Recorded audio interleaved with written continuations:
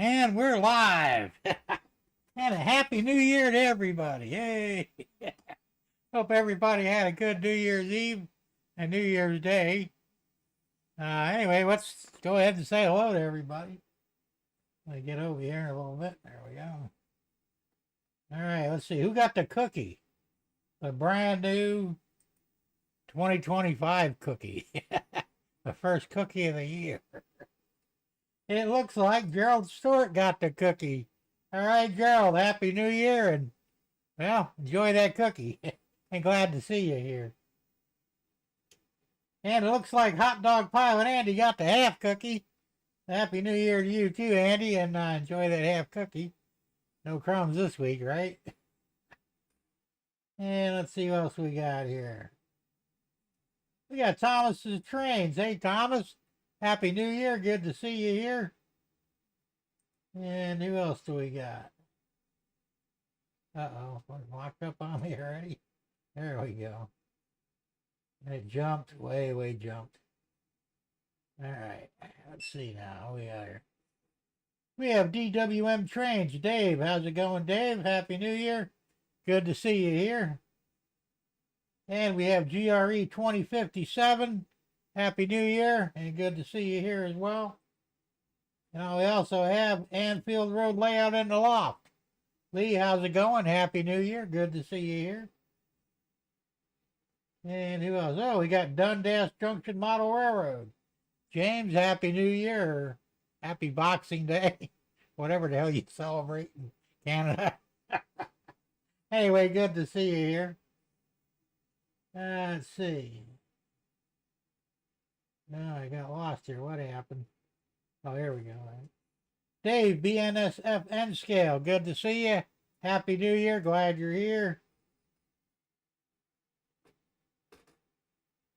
And Joe Rader, Black Rock Central Railroad. Joe, good to see you. Happy New Year. All right, Lee, we'll see you later, man. Thanks for popping in. Let's see who else we got. Thomas Grassy. Tom, Happy New Year. Good to see you here. And who else do we got? Still scrolling a little bit here.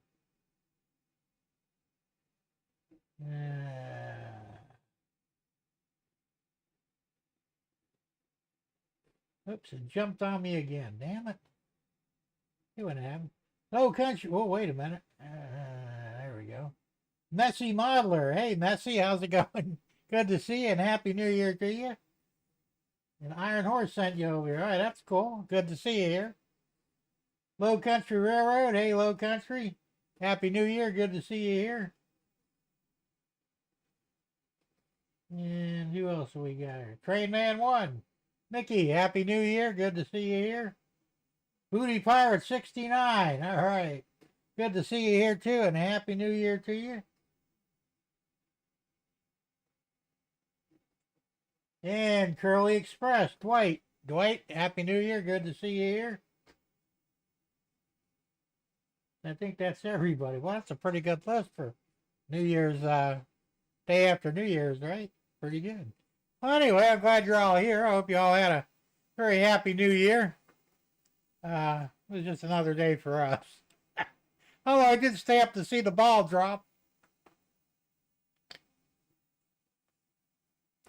You know, last time I saw the ball drop was probably about 30 years ago. It was a little different then. Now it's kind of not, so it's not as big a deal. I mean, I think in a way they kind of ruined it, you know. But it is what it is. I think they did a better job of it many years ago than they do now.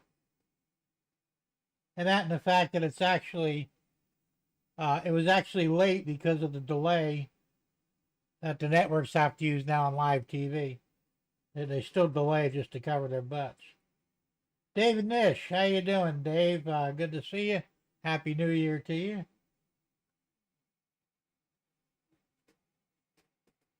Hopefully I didn't miss anybody. So anyway, it was, well, another year went by. Here we are in 2025. You know, It's almost unbelievable when you really think about it. James said, I missed the ball, went to sleep. I don't blame you.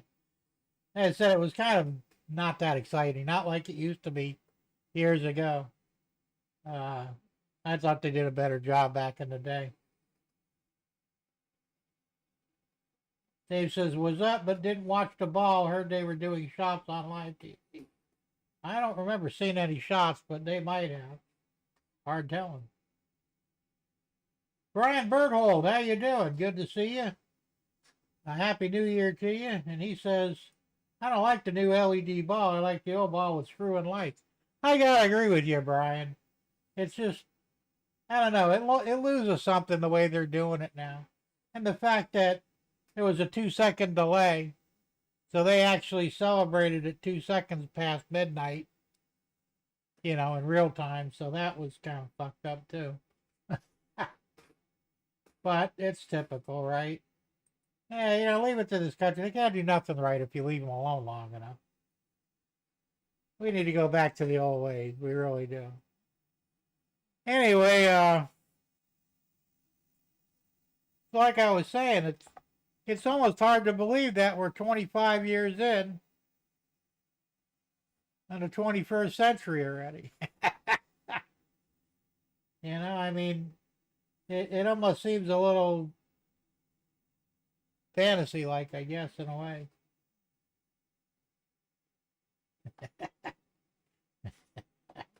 Tuna drum, I like that one. Tom says it was better with Dick Clark. He did the show, The New Guy and Gal. Yeah, they do. And you know, Dick Clark's probably spinning in his grave at about warp 4. Yeah. I mean, it's very unfortunate. I don't know what the fuck that means, man. I failed Latin in school. Yeah, Dick Clark is long gone. It would be better with drones so they can buzz the crowd and cause a panic. Yeah, might as well. What the hell, right? Ah, time flies. Is that what that means? I'll have to remember that one. That's pretty funny, actually. True. Thomas says Jelly Roll is in Nashville, Tennessee. Who the hell is Jelly Roll? Is that like Lizzo, some big fat person? I don't know. James says buzz cut with drones. There you go. Yeah, it's you know, I don't know. It seems like the further we go, the more technology we get, the less things have meaning like they used to, I guess. I don't know. It kind of seems that way to me a little bit. But, you know, what do I know, right? Brian says, oh, yeah, all we need is 1,000 drones falling from the sky. Well, whatever they're playing at with those drones, you know they're not real, right? I think it's Project Bluebeam, and for those of you who don't know, Google it.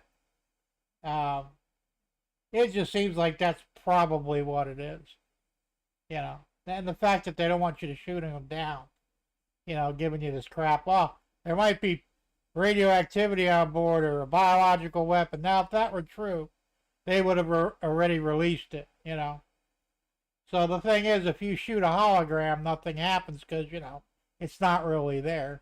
It's just a projection. And we have Russ's Rocket-O and HO Trains and stuff. Russ, Happy New Year to you. Glad you're here.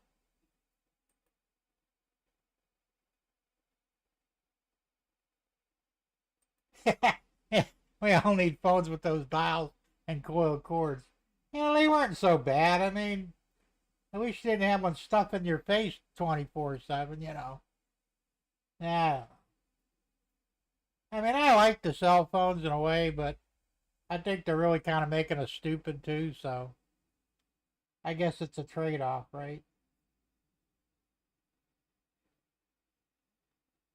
Oh, no, the drone shows. Oh, yeah, didn't China do that? Didn't they have, or China or someplace else? They had like 1,000 drones and they were doing all kinds of cool shit in the sky. I don't know. Thomas says Jelly Roll is a country singer. He performed in Nashville, Tennessee at the New Year's Eve festival. Man, there were 500 people there. Yeah, I'm not familiar with him, Thomas. I'll take your word for it.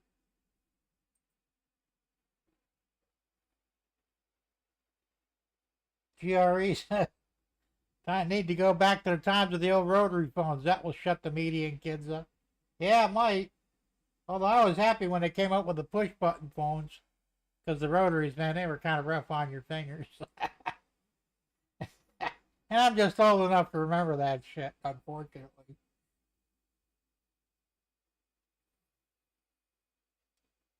John Costello. Hey, John, how's it going?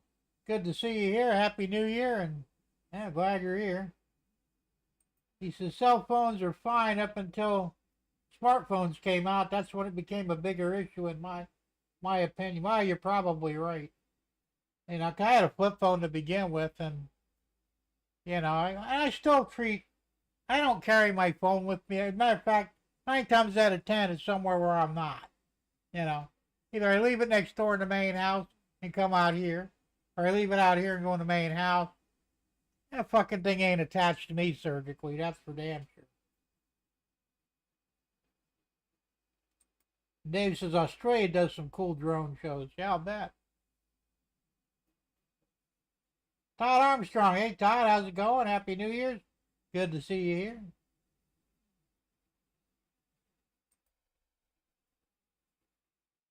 You guys are kicking them out here quicker than I can read them all. Brian says, I like that when mad you could slam down the phone and to hang up and make it ring again. Those were the days. Can't do that with a cell phone. Well, you could, but your phone won't last long. And you don't get the same effect. But yeah, I remember those days. Slam, motherfucker. Tom Grassi says they should change the name from smartphone to dumb phone. Oh my God, how many do not know how to use the phone is just amazing. That's true, unfortunately. Thomas says, let me rephrase that. 500,000 people in Nashville, Tennessee. Okay.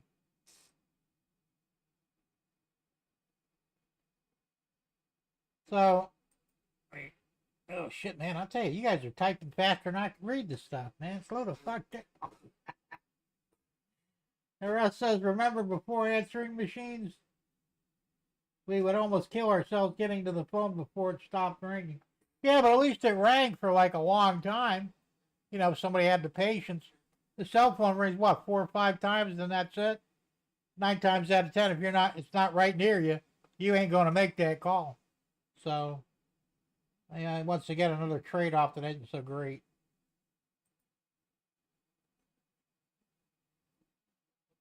James says, I use the phone to talk to people. That's what I use mine for mostly, too. I do a little bit of texting, but I don't do games or I don't use the GPS. I have GPS in the car, you know, a standalone unit. And I like that better than the GPS in the phone. So the only thing I really do with that phone is talk and text. And mostly talk.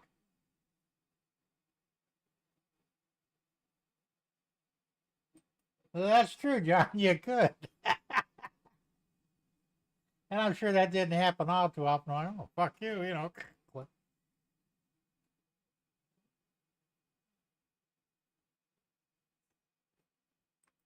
Because ever since smartphones, I can't remember phone numbers. Yeah, that's true.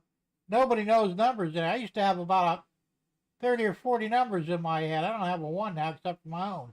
And just barely at that. Smartphones, idiot phones. Yep, pretty much. And Todd says, Happy New Year, Jim. Wishing you all the best for 2025.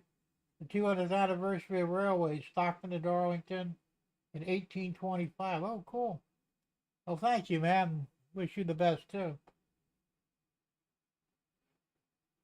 And it locked up on me again. Damn it. Why does it keep doing that? Let's see.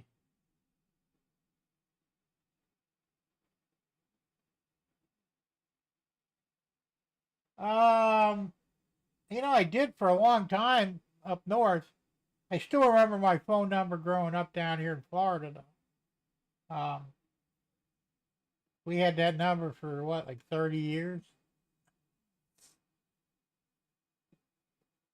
Hey, NS5107, aka Chazco. Chuck, how's it going?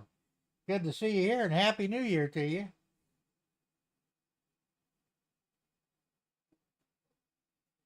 Trackside Mike, hey, good to see you here and Happy New Year to you too.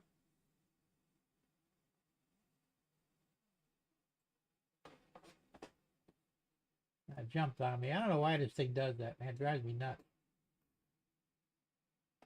Thomas says we have a cell phone to your ear makes you look like an idiot with a screen to your ear. Well, I don't ever hold mine up to my ear.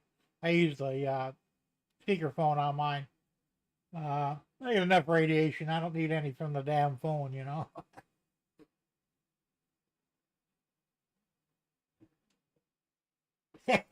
Sometimes I have to look up my own number.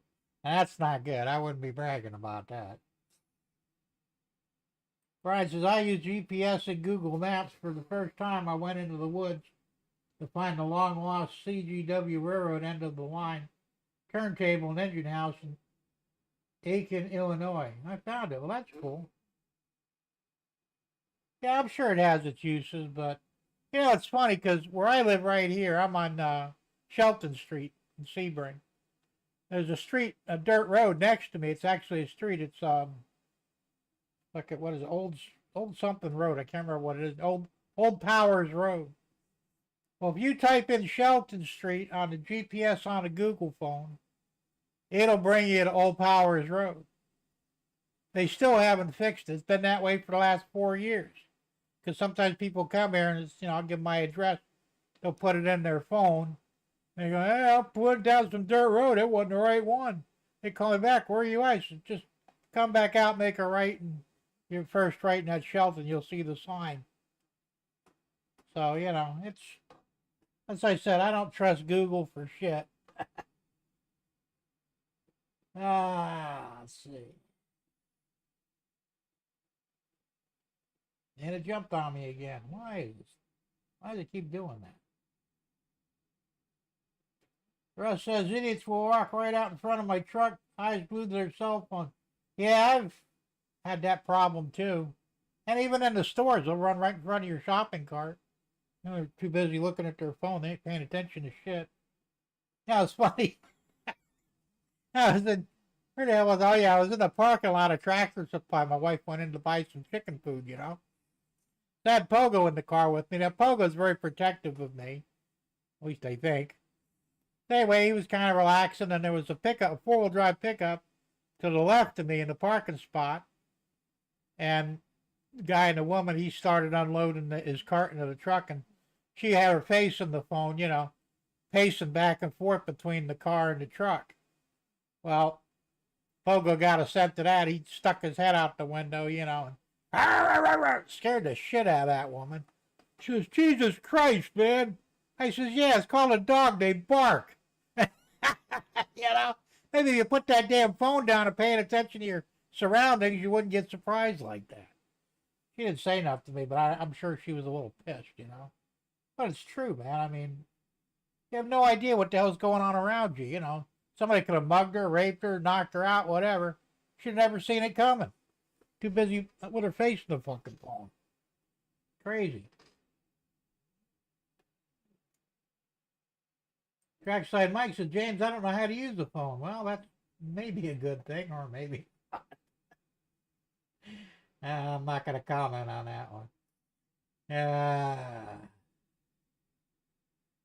Yeah, so you guys must be in my age group because we used to use the like I remember the first 3 digits was Kimberly 7, but I don't remember the last 4 digits of my home phone up north. However, I do remember my street address, though, my home address. But for some reason, it always stuck with me. I don't know, it's weird.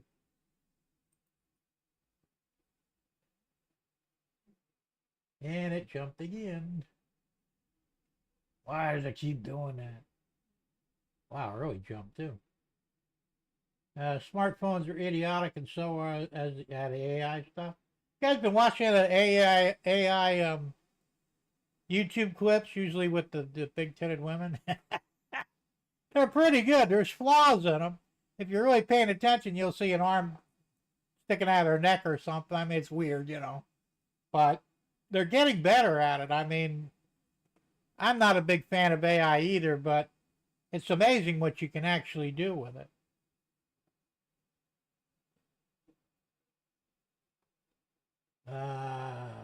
James says, TSM, go get a dumb phone. And Tom says, our first phone in the house was GL4 0309 in 1955. In 1980, it changed to 454 0309. Digital numbers came in then. My mom had that same number until 2017 when she passed. Wow. Brian says, put up a sign, Google GPS wrong, this way to X Street. There you go. Schuylkill River Valley. Hey, John. Happy New Year and good to see you here. And Steve87, PSAP. Happy to see you too. And Happy New Year.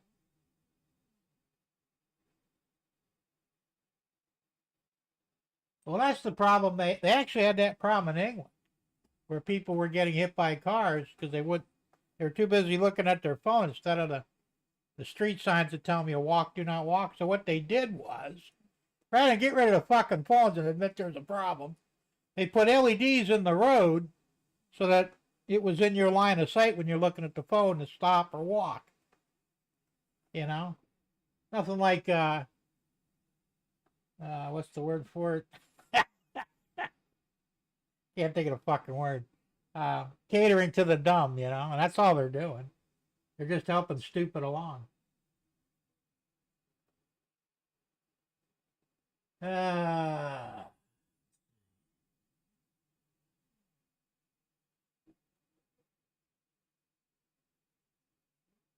Jumped on me again. All right, Thomas, that's cool. No big hurry whenever you get to it. Chuck Schreiber, hey Chuck, how's it going? Good to see you and Happy New Year. New Year to you.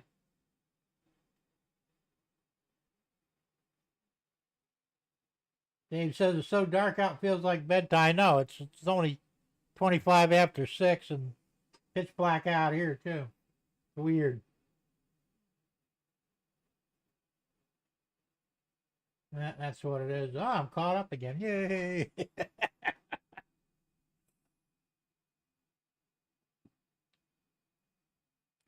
All right, now we got all the horse shit out of the way. And there was a lot of it. Thomas says, remember, guys, days are getting longer. Yeah, they're supposed to. We'll see. What time is it? It is 6:26 p.m. On the East Coast Eastern Time, where I'm at.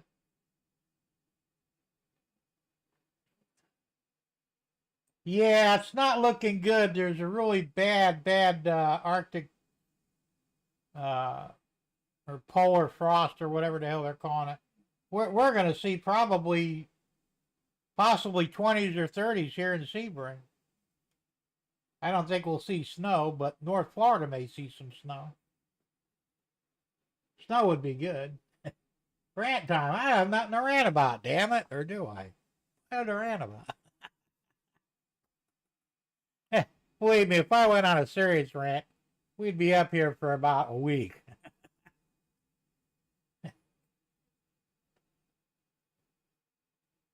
Steve says not only enough to have a prefix, but we did have a party line.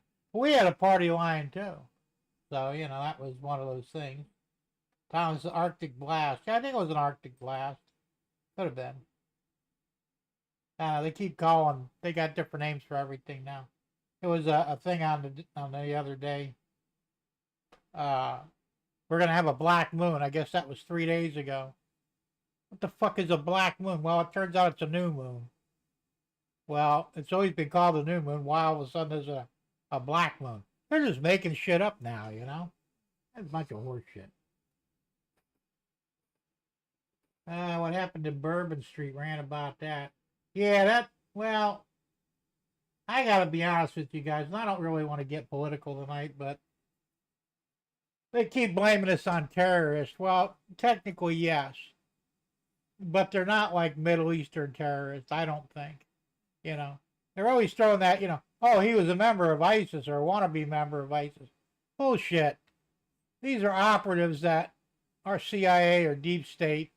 They're sending in there just to cause commotion and to make things tough for Trump when the time comes. Same thing with the so-called bird flu. That's a load of shit too, and don't fall for it this time because they're talking they're going to do lockdowns again. There'll be house detainment. Fuck them all. If they try that shit, you know what to do. Because they're full of shit, is all they are.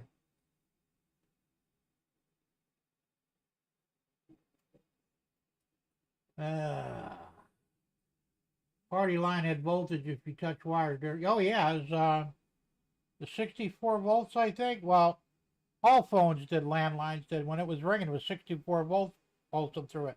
I got juiced once, maybe twice.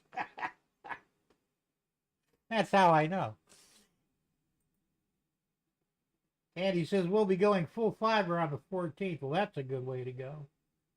I wish they'd do that here and speed things up even more. Willow Creek Industrial Spur. Hey, Willow. Happy New Year to you. Glad you're here. And it jumped on me again. Todd Armstrong. Didn't I say hi to you already?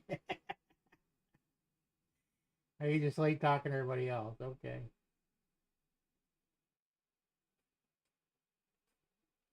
Elon Musk is making rockets and he owns SpaceX. It's very interesting, really. Well, I got my druthers with that whole shit, too.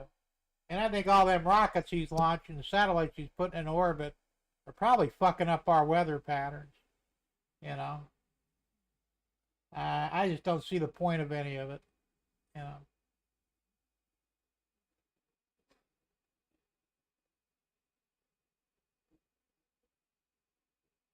Well, thanks, Dave. 3018. Somebody's not hitting the like button.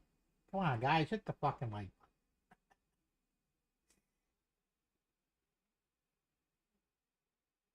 Yeah, me too, actually, Brian.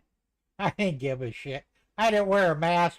I had to wear, well, the doctors wouldn't see me unless I wore something.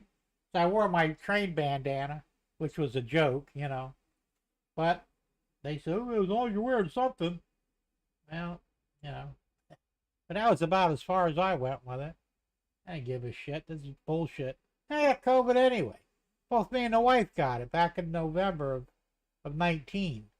Right before they figured out what it was. We thought it was the flu. Weathered it out, got through it. Here I am.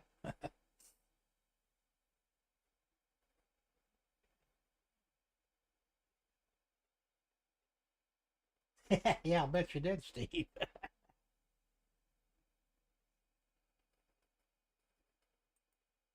said, I got arrested because I pushed it once.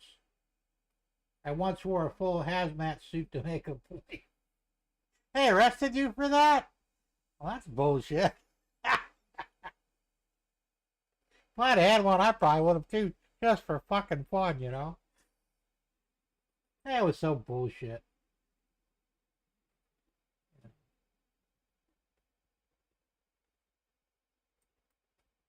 Well, yeah, because I'm type 2 as well, and plus I'm overweight.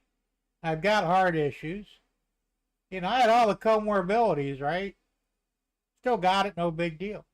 The people that got it and went to the hospital wound up dying because the hospitals killed them. And they're starting to find that out now that, once you're intubated, you're screwed. If they gave you that one drug, remdesivir, it wiped out your kidneys, which then you would die. But they wouldn't let you take ivermectin. Well, I didn't know about ivermectin when we first got. We didn't know we had it. So we thought it was a seasonal flu. Yeah, it sucked for about 12 days, 10 days, somewhere around there. And got over it and life went on.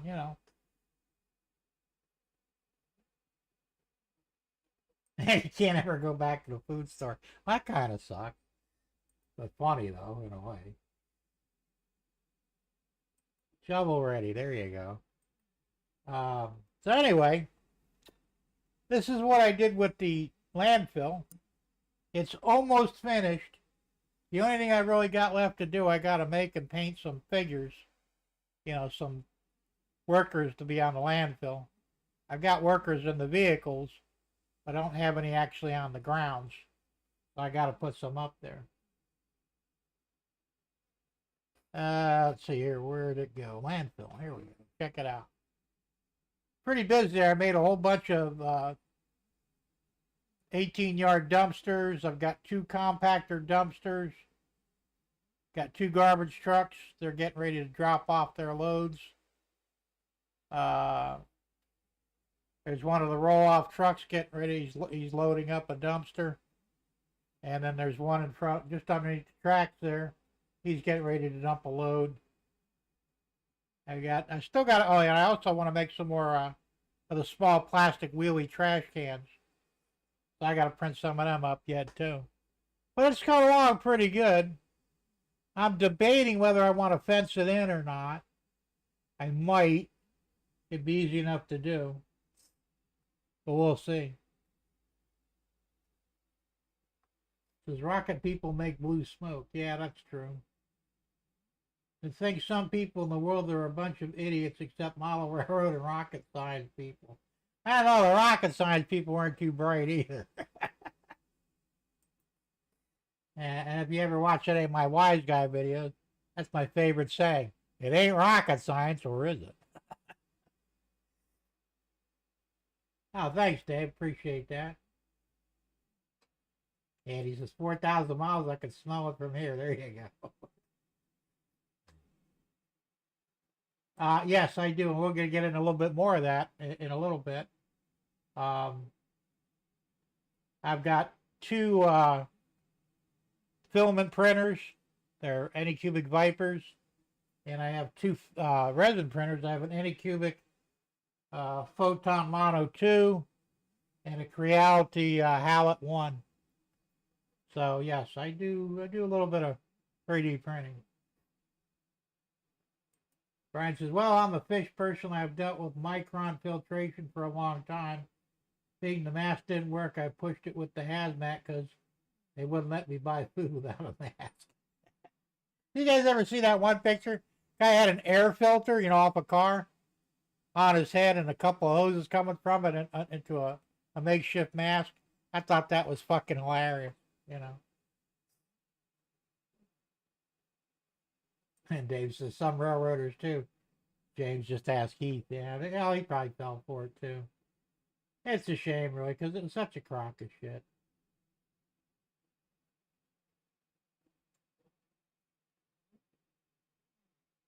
Steve says we used to do that on the ship when the chow line got too long. Only we would chase the guy running out of the reactor room, tell everyone to stay put, and they would all scatter, and we'd come out for food.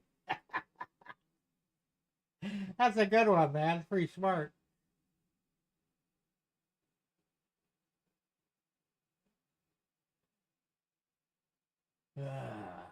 You just don't know what anything is or does. That's true. They really don't. Dave says, yeah, I saw that, Jim. That way it was funny as shit, man. I'm walking around, you know, a chrome air cleaner assembly for an old carbureted car, you know, fucking funny as shit. Sounds like something I would have done if I'd have thought of it. You know, I didn't go into Walmart that whole time because they wouldn't let you in without a mask. So I said, well, fuck, I don't need to shop there. And I just went elsewhere. And Home Depot had a mask requirement too, but they were weird. You had to have a mask to get in the door, but after you got in the door, you could take the mask off and nobody gave a shit. So that's why I had my bandana and I just pull it down once I got in the store because it was stupid. And I only had one issue where a guy, some old guy, come up to me. I was standing in the checkout line. Guy comes in, he says, you know, you're putting everybody at risk. I says, how do you figure? He says, well, how do you know you're not contaminated? I says, well, I already had it, for one. And 2, these masks won't do anything for you. Well, let me ask you, did you get your jab? Well, of course I did. Then what the fuck are you worried about then? You should be protected.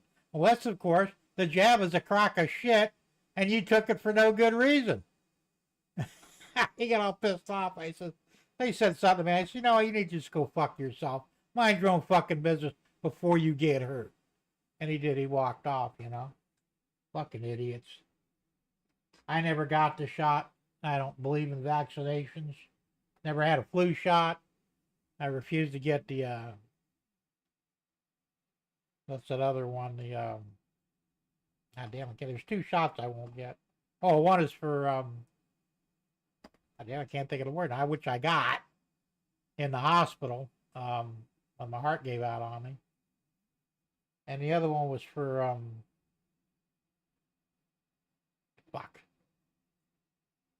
shingles. I won't get the shingles shot in.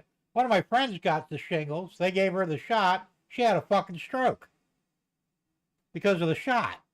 And I'm thinking, yeah, fuck that. They can keep that shit.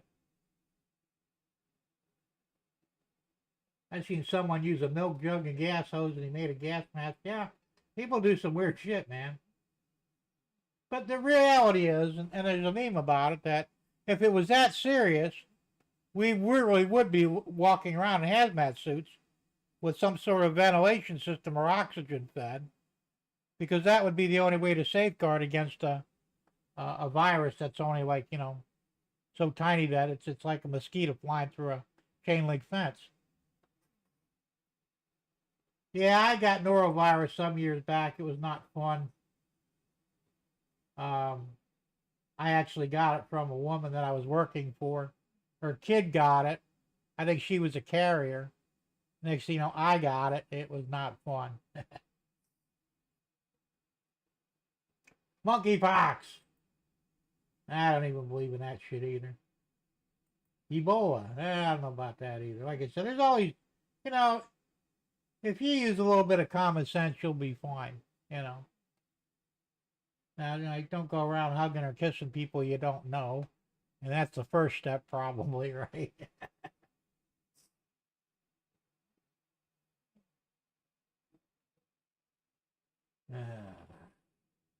See, I can't even take tetanus shot because I had one when I was a kid. I stepped on a nail, put it up through my heel. They gave me the shot. I don't remember much, but my parents told me I had an allergic reaction to it, so I can't take it anymore. Not a big deal, Yeah, I know. I see it too. I even in the stores sometimes I'm seeing people wearing a mask, and it's like, why? Yeah. Wayne Osmond passed away after he's 73. He had a stroke. I don't know who that is.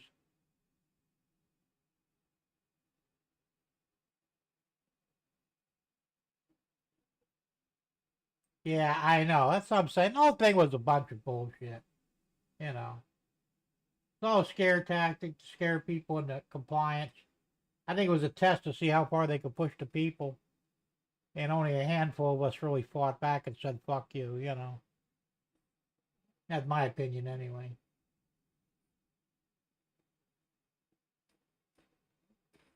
And it jumped on me again. Went grocery shopping today and didn't realize today was technically the first day of the month. Man, that sucked. You think that's bad? I went shopping Christmas or New Year's Eve. Had to pick up some bread and soda because we were out.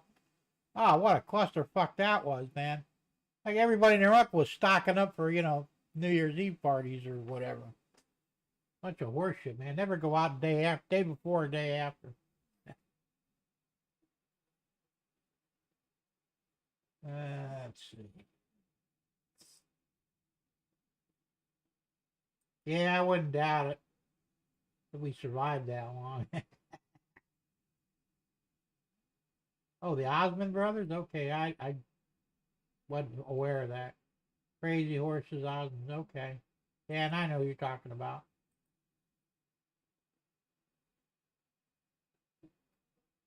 My first day of the month is the fourth Wednesday, no problem. That's when you get paid, yeah. I get paid on the 3rd. So tomorrow I'll get my money in for Social Security, thank God. James's pension, not till the end of the month for him, that sucks.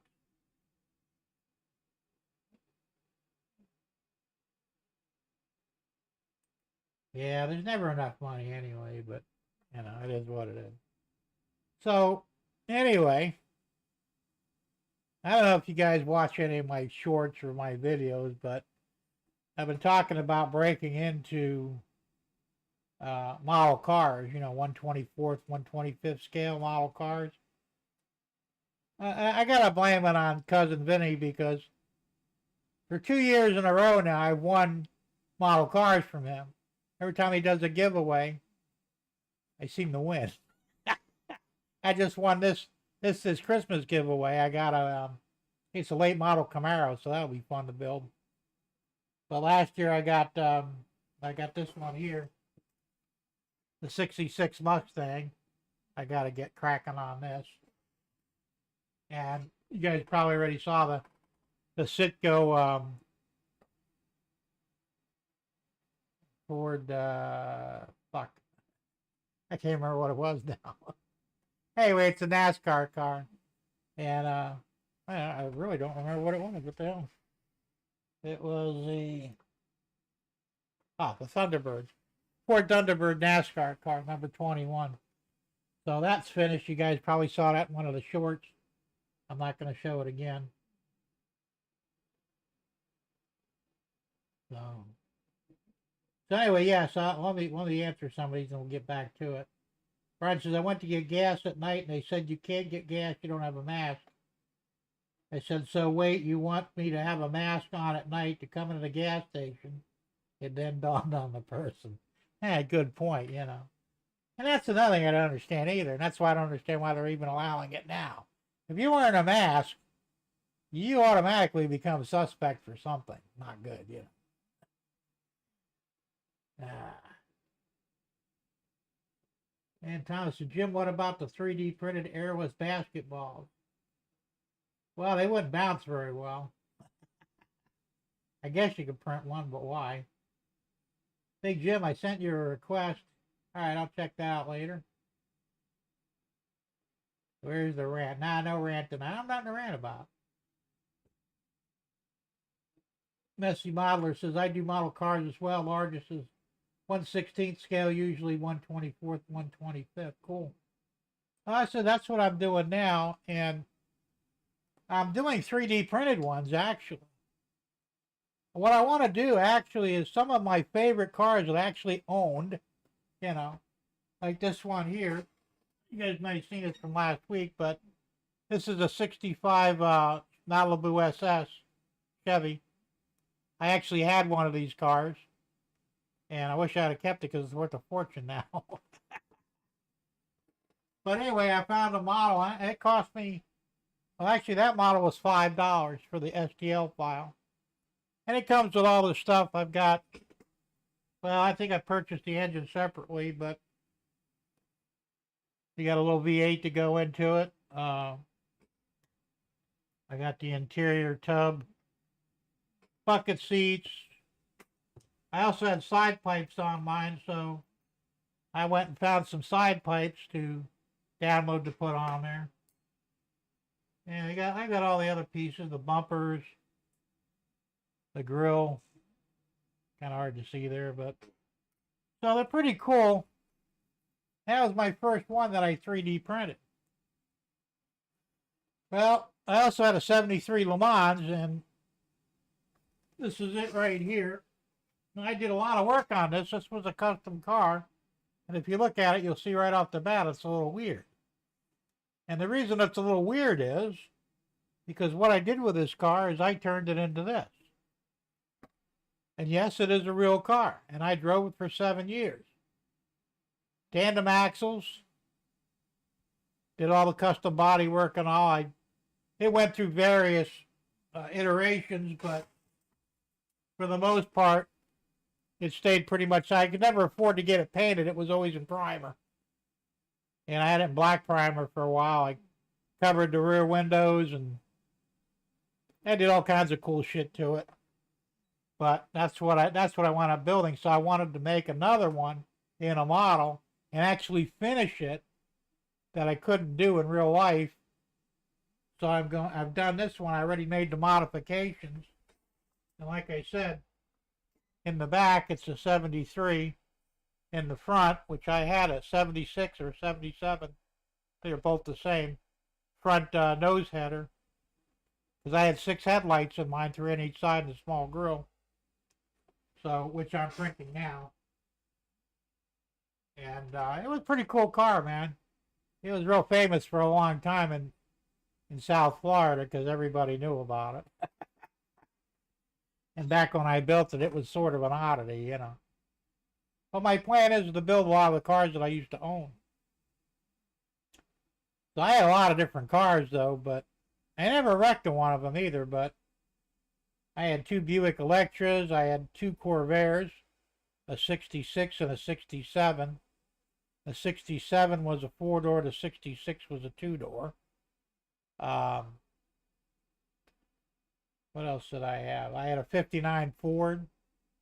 I had the Pontiac Fiero.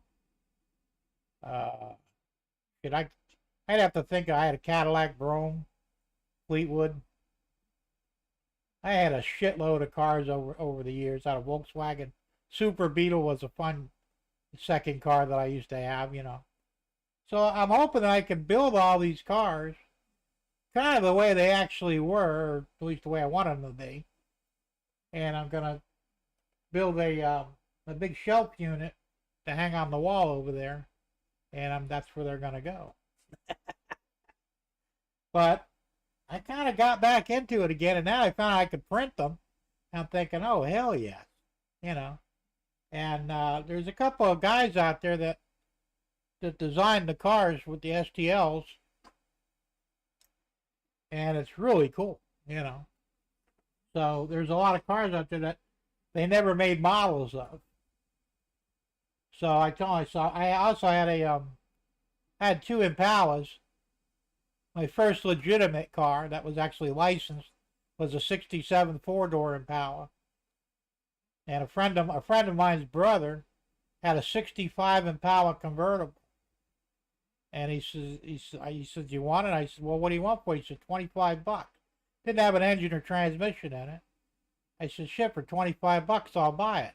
Top worked in it, you know, power top, and it was in decent shape. The car needed a paint job, but that was about it, you know. So I took the engine and transmission out of my 67 and put it in the 65, and I drove that till some asshole sugared my tank and fucked up the motor, and I got rid of the car. Wish I'd have kept that one too, but I kind of put a bug in the guys there that makes these things to see if it could make me a 65 that I could download. And the nice thing about it is most of his models, and I think he's got over 400 of them. A lot of them are cars that were never produced in the plastic model kits. And they're generally $10 each. Some go up to 20, but I think it's once a month or something like that, he drops them down to $10, and they come complete. You know, everything you need to print everything you need. The differentials, the chassis, the interiors, you know, engine bays. Some come with engines, some don't. Like the Pontiac, the Le Mans. I printed the engine for that. And it's ready to rock and roll. And like I said, I got to paint it, of course. They even got, and I tell you, it's amazing what they come up with. This is actually the air conditioning assembly that was in the Le Mans at the time. It's very accurate and highly detailed. I mean, it's kind of hard to see, but it's pretty slick. Got the compressor, the dryer, all the hoses and stuff. Batteries, reservoir tank for the radiator, brake master cylinder and booster. So I'm gonna be doing a few of these a year. So I'm gonna piggyback it onto my train channel. So you'll see both on occasion. Nessie says Hot Wheels are fun too. Well, I got a ton of those on my layout because I'm too cheap to build or to buy the HO scale. They're too expensive. Yeah, Legos or Hot Wheels and Matchbox for $1, where an HO car might be 13 or more. You know, it's crazy. Now the trucks and stuff I'm printing, and you'd probably see my garbage trucks and cement mixers and all that other stuff. I can find a file or create one, I'll just print the damn things. Hey, Waycross Trade Spotter. Scott, how's it going? Good to see you here. And Happy New Year to you. Yeah, I know. It's going to get real cold here real soon. It's all right, though. I got a fireplace in the main house and heaters and everywhere, so I'm not too worried.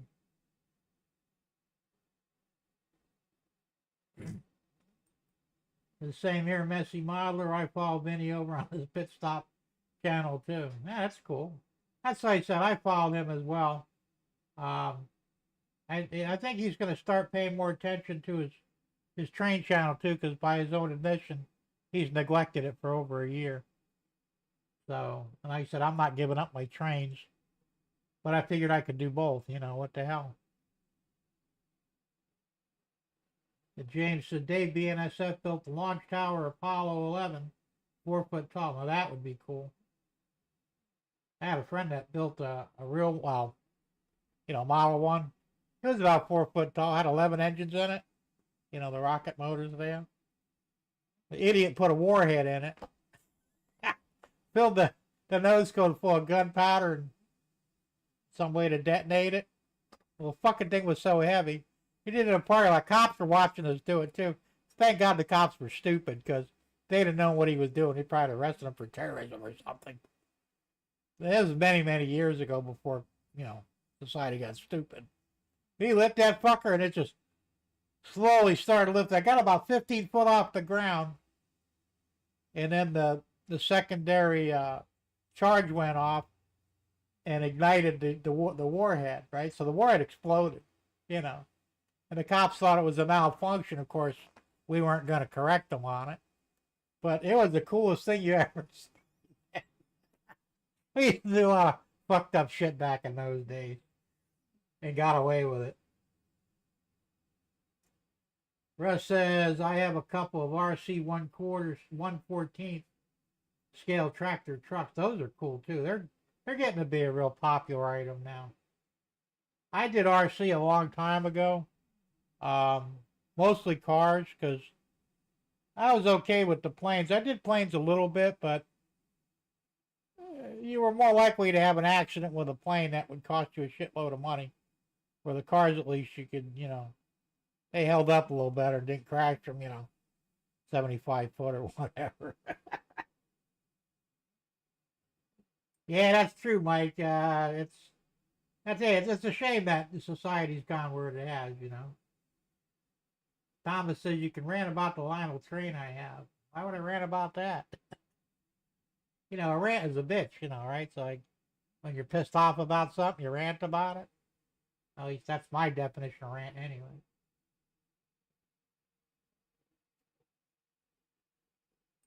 That's what I collect too. It's the stuff that I don't know. I guess because of my age, I'm 65. I'm a little, what the hell is the word for it? I can't think of the word now. Nostalgic, lately. And I just good memories that I had from a long time ago and things that I've done and accomplished, and cars were my thing. I built cars, I built engines back when it was cheap enough to do it. And my one dream was that I'm not going to realize, because I'm at the point now where I just don't have the strength and endurance to build another car. But I had the plans to build a car from scratch. It would be tandem axled, but something more futuristic looking. And that was supposed to be my last project before I died. I don't think it's going to happen. And it really sucks, because I still have the plans for it somewhere. And it was really cool, but that's why I got into smaller hobbies that I can handle better, As Dave says, used to follow his ship builds, but have fallen off Vinny's channel. I was never into ships. I built a couple back when I was a teenager, and I was doing the old wooden ships, It was one, what the hell was it called? The Sea Witch. My mother bought it for me as a gift, and I was never real good with knots, like I could tie your basic knots, and that was about it. Well, it actually taught you how to do a square knot, round knot, all these other fucking weird ass knots. And I tried to learn it. I had such a tough time, but I never finished it. But it had so much rope, riggings on it that I just, fuck this, Don't ever buy nothing like that for me again. Yeah, I did a few planes too, but planes don't really get it for me.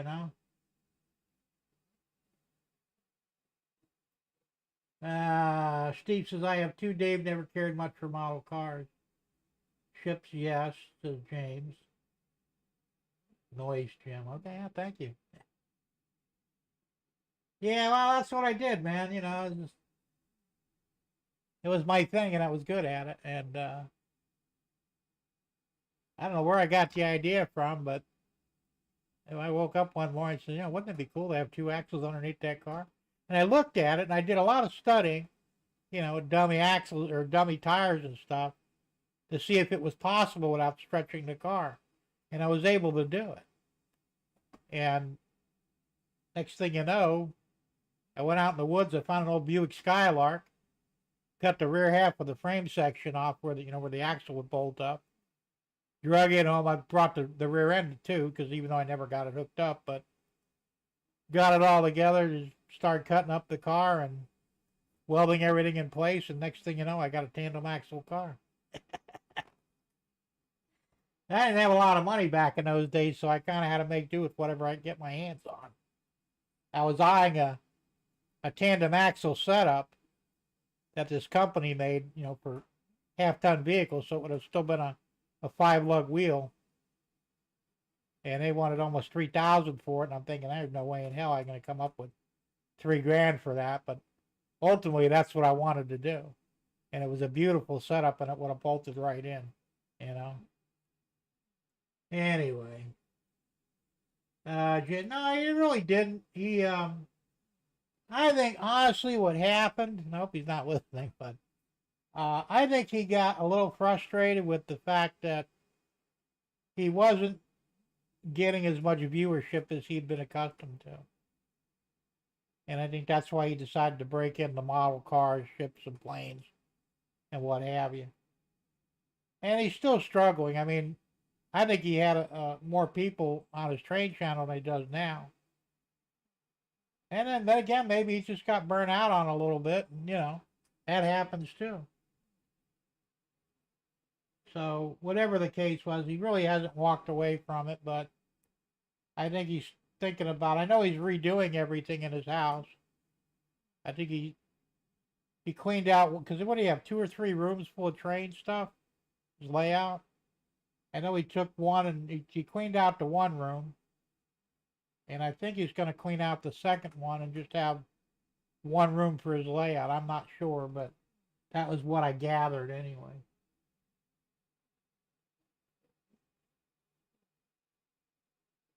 Yeah, as I said, when I was a kid, and back then, this 60s and 70s, you could get a model car kit for $2, whether it be MPC or AMT, Revell, didn't matter. $2. Pretty much everything they made 1/24th or 1/25th scale. The bigger stuff costs a little more, but not that much. And now they're like, what, $30 up? I mean, it's crazy. It really is. But I had so many models, and of course, back in the day, you'd build them, you look at them for a while, and you get bored with them, you take them outside, throw a couple of firecrackers in it, and roll them down a hill, and that was the end of that. And I know y'all did the same thing. Dave says, need a 64 Chevy van model. My first girl magnet. There you go. My first van was really a 6540 Econoline. And the guy that makes these models, he's got one of those too. So that's on the list. But he doesn't have the 65 convertible Impala. That's the one I want to do next. After I finish these 3 up. Well, actually, there'll be 4 because the prize I won from Vinny is it's a 5th generation Camaro, the cool looking ones. So it was a 2021 or no? It's a 2024, I think. But it's a cool model, so I'll build that. We'll see. Even though I also had a 1982 Pontiac Firebird. You know, I had a lot of different cars, man. Had a couple of Tornados. You remember those things? Front wheel drive. That was weird back in the day. Yeah, Dave says, no, James, he will be back still doing training. Yeah, he will. He didn't walk away from it. It's going to jump on me again, right? Yep, it did. And I'm really behind. Jesus Christ. My dad had a VW thing. I remember those. Never owned one, but they were kind of weird. Brian says, most of my cars are the same, Crown Vics and Grand Marquis. Well, I got a Grand Marquis now. They don't really make a model of that either. The closest thing I could find is a Crown Vic, and most of them were police cars. I can easily modify, but I'm hoping I can find an actual Grand Marquis, you know, with something I could print.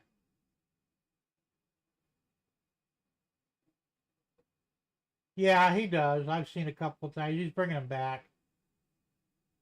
Uh, James said, Dave, I asked him once and he said no. Well, I think he changed his mind, to be honest with you, James. And he probably realizes too that that was still his biggest channel as far as viewership goes.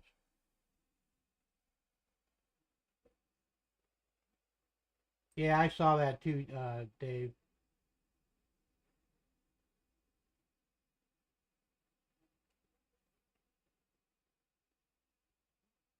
The Gigliotis. Hey, are you Italian?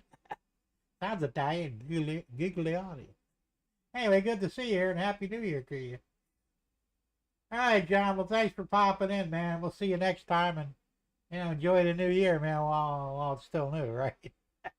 It won't be new for long. Well, thanks, Russ. I appreciate that. Yeah, it's the same here, Russ. You know, like I said, I build the wooden models, the 3D models are wooden, and some Lego stuff. I just did a Chinese Lego, which is like a third the price of real Legos, but the same thing. I did a big boy in the tender. It's still in the main house because it's 31 inches long, and I don't have a place to put it in here yet, so I got to get that shelf unit built, and that's where it's going to go on there too. So I get into everything.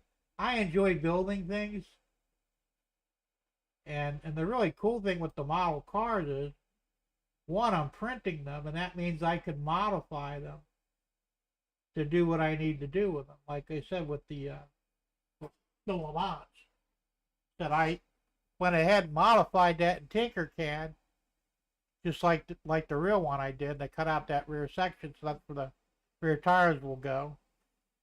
And there'll be other modifications I'll be making as well. But, you know, tell you, it's really cool because you can do things that you can't do in real life. You know, well, unless you got a lot of money. And that's the one thing I just don't have much of these days is the money.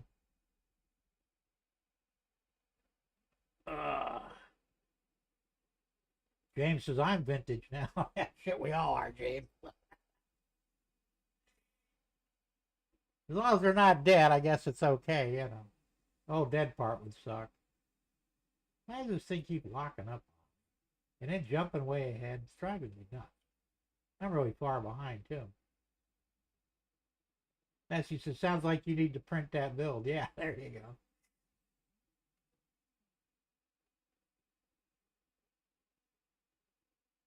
What the hell? I must have missed something here. Dave says, thought nothing was going to happen, started toward it, and started glowing. Turned and ran just before it exploded. Well, damn. Hey, Floyd Robbins, how you doing? Happy New Year to you. I'm glad you're here. God damn it, it jumped again. Jim, just like Lady Penelope's car in Thunderbird. Yeah, hers was weird, though, because the fenders were in the front. There's also a Indy 1 car called a Terrell Racer, and it has little tiny tandems in the front and drive wheels in the back, but just one set of axles. It's a real car too. It's really cool. Of course, Lady Penelope's car is fake, but still is neat though.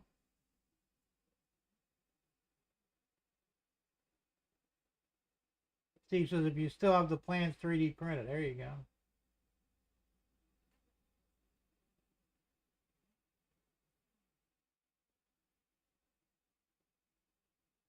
Vinny wasn't happy about the channel, took out one train room of two. He was running out of room. Well, like I said, I don't know the whole story on it, Dave, but I kind of got the impression he was unhappy with, and of course, YouTube started cutting back on the money because he was monetized, and I think he was probably taking a beating on whatever income he got from it. And I mean, a lot of guys, they, get a little upset with that. You can't blame them.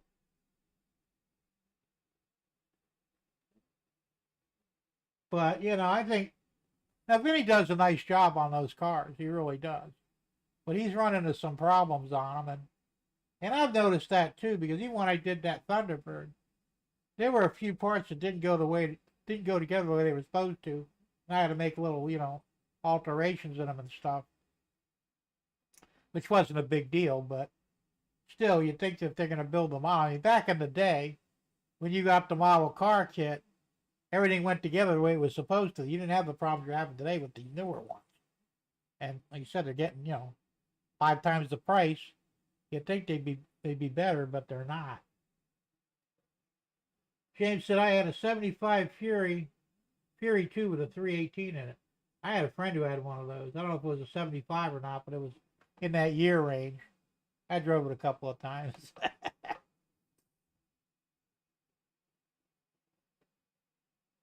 Russ says, I have not been getting Vinny's channel notifications for a long time. Well, what I figured out was, if you don't stay on top of a channel that you're subscribed to, like every time it comes out, they'll put it on the back burner. You won't get notifications anymore. Because I'm getting plenty of notifications from Vinny because I watch all his pit stop episodes. Prior to that, I wasn't hardly getting any of his notifications because I wasn't watching his shows enough. And that happens with some of the other guys too. If I don't watch your channel enough, I don't get notified anymore, which once again kind of sucks. I don't know what the excuse is, but they ought to fix it. Yes, we are actually.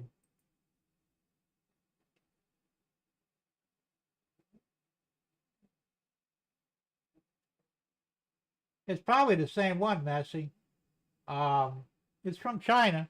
I got it on Temu. Well, actually, my wife bought it for me from Temu in China, and it's a Lego kit, but it's not Lego. They got some fucking weird name for it, some Chinese name, but if you put it side by side in a Lego kit, there's no difference, except that a Lego kit would probably cost.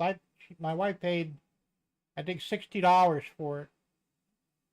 And it's like I said, it's the biggest 1,600 pieces. And if that were a Lego model, it'd probably be $300 or $400. So because I used to build a lot of Legos back in the day too. And right before I got back into trains, I had about 25,000 Lego pieces. I was buying bulk Lego parts from like eBay and shit. I could build anything, But like I said, I kind of got bored with it after a while, There's only so much you could build.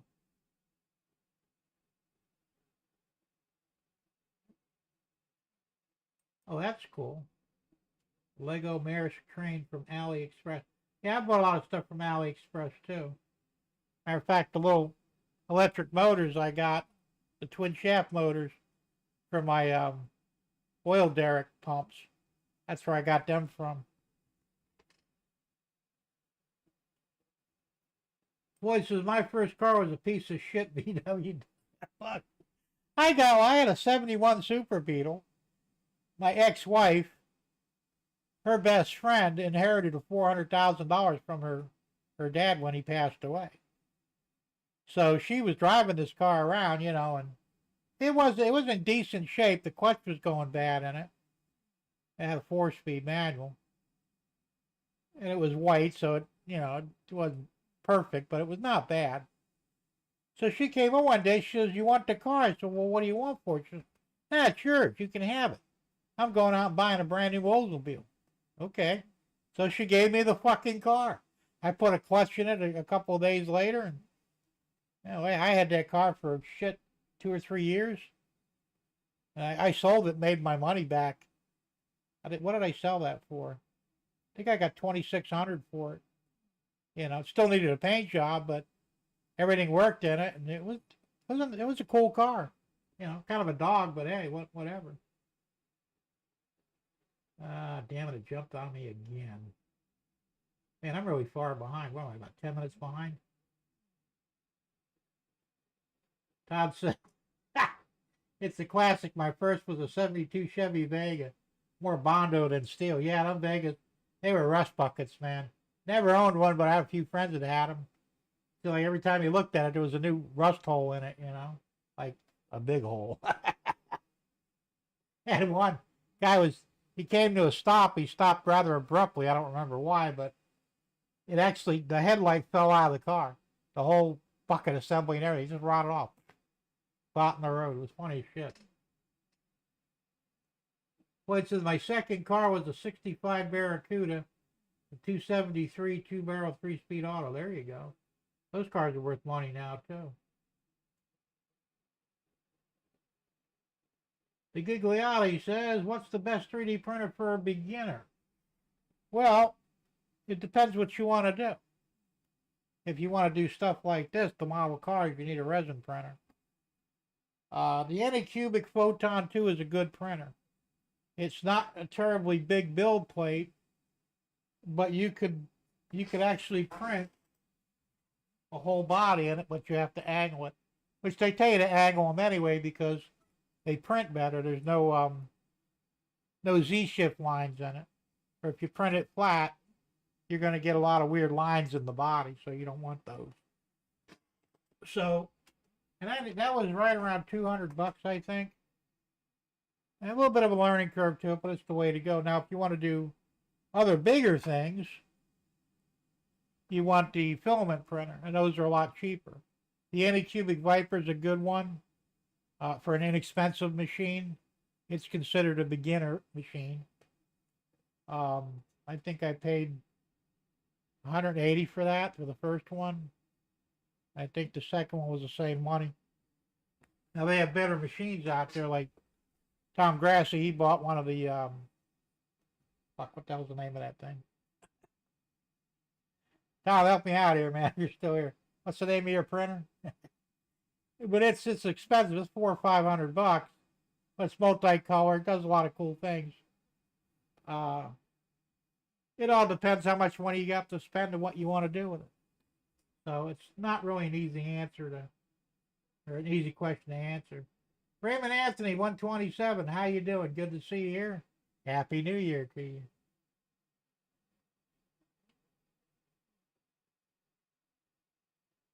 Well, he says, my third car was a 70 Plymouth Duster, 340 4-speed in Hemi Orange. I had a neighbor had one of those.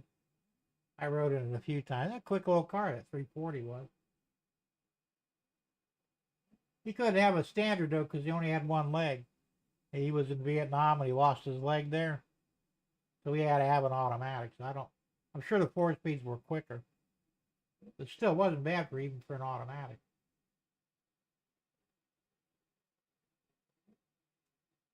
James says, Floyd, 65 Rambler. I remember those cars. Never owned one. But I remember working on a couple of them. Hey, they weren't that bad of a car, really. The rest says, depending on screw tube for income is risky, especially if you're a conservative. Yeah, it's true. That's why I said I'm not monetized yet. I intend to be one day, but I ain't gonna make shit. I mean, I don't have the, you need like 10, 20, 30,000 subs, and it's hard to make money unless you really got something going there. So it would just be kind of fun though to, maybe somebody throws me $5 or something here and there, And John Costello, hey John, how you doing? Good to see you, man. Happy New Year to you.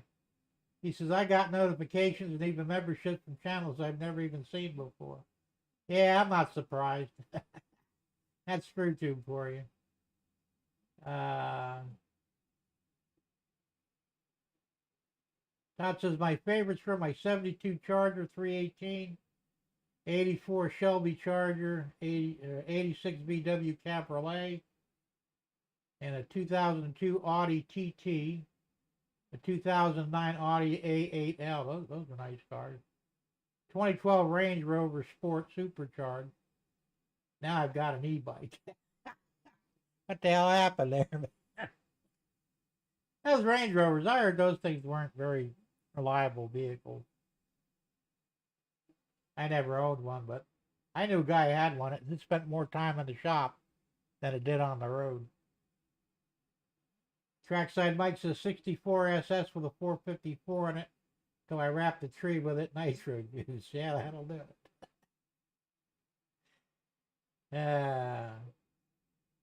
And James says Floyd, I had to borrow $500 to get it. There you go. Cars were a lot cheaper back. I mean, most of the cars I own way back before the Le Mans my dad bought for me because he owed me money, and he paid me back by buying it. He paid $1,200 for it, and the '65 Malibu I paid $1,200 for that. I bought it off a preacher of all people, and his wife told me, says either the car goes or I go. He was constantly getting speeding tickets and shit, you know. I mean, it was kind of a race car. I had 283 in it with Power Glide. And it was pretty quick for what it was.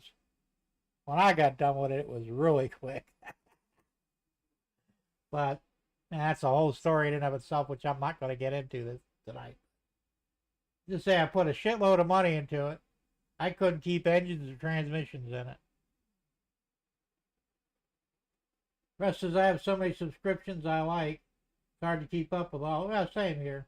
I think I got 490 subs, or place that I'm sub to.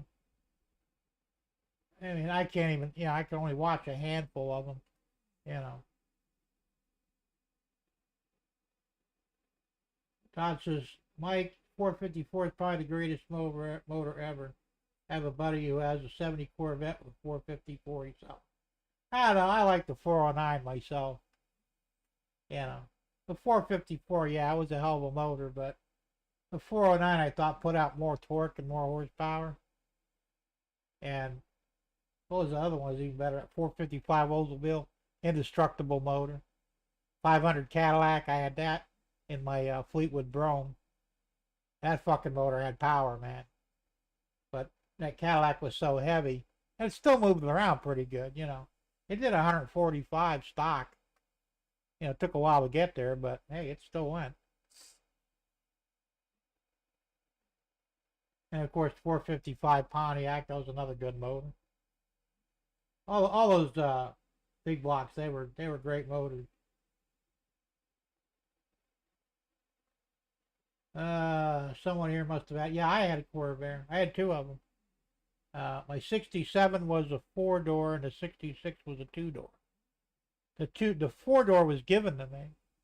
I had a lot of problems with it, so I took the engine and transaxle out of it, put a 1957 Chevy differential in the back, and cut out the trunk in the front, put motor mounts in, and all I needed was the engine and transmission. I was gonna make a front engine rear drive out of it, but I never got to it, so I sold it to a guy.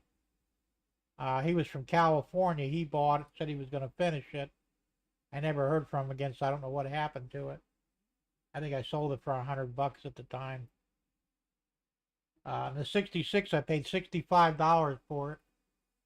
It ran, needed a paint job, looked like shit, but no rust or anything.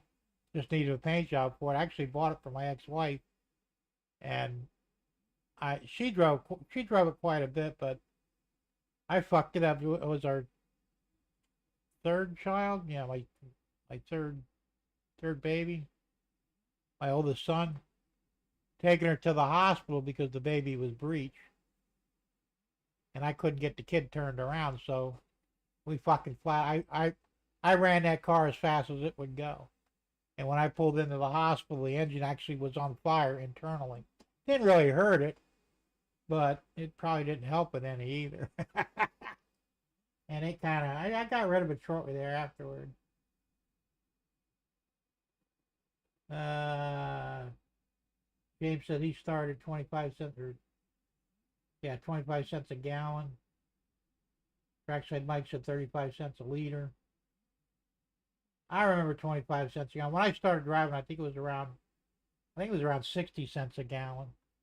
You know, like I said, I was driving from the time I was 12 years old, but not legally. But when I finally had my driver's license and a registered car, I believe it was 60 cents a gallon, because I remember the Impala, the 67, was my first legitimate car. And it had a 30-gallon tank in it. And it would take about $7 to fill it, so figure it out, you know. Gas had to be pretty cheap at the time. Dave says, my dad worked at Rambler AMC, always got a good deal on them. 64 Classic with a 327 could pull the front wheels off the ground. Oh, hell yeah, it would. Range Rovers are good now, built in India. Okay, that's good to know. Like I said, there were the older ones. We're talking back in the 60s and early 70s. I wasn't impressed. Gremlin. I had a friend that had a Gremlin. He was paraplegic. Yeah, he was wheelchair bound, and he had the hand controls in it. And he asked me to take him somewhere one time. I don't remember why, but the old-fashioned hand controls that was just a lever bolted to the bottom of the dash, and one bar was connected to the brake pedal, and the other one was connected to the gas pedal. He was pull it down to give it gas and pull it back to hit the brake. I couldn't use the fucking hand controls, so I tried using my feet, and the damn bars for the hand controls kept getting. I had a hell of a time driving that car. I told myself, I'm never driving this thing again. Yeah. Why he bought that thing, I have no idea.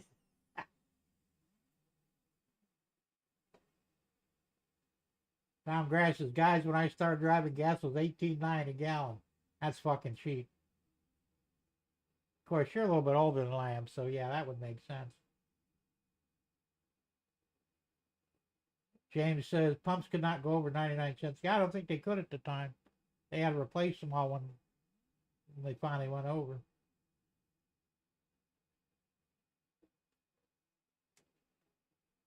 Ah, damn, it jumped on me again. Son of a bitch, where'd I go? Wow, I really jumped. I mean, really, really jumped.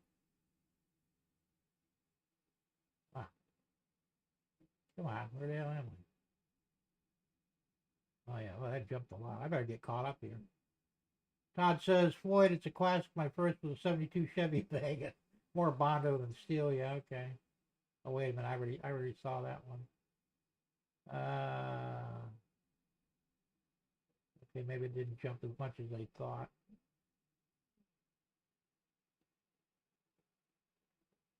All right. All right, Steve, 87 PSAP. Have a good one, man. Happy New Year to you, and enjoy the New Year while it's new. We'll see you next time.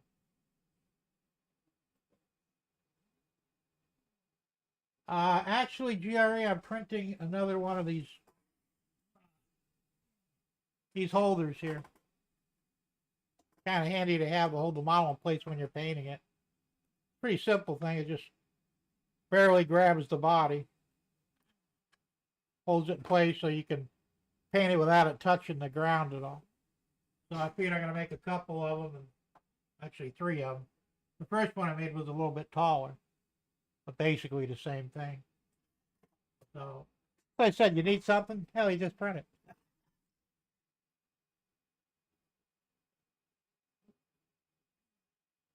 Bugs were a blast to drive slow, but hell, yeah.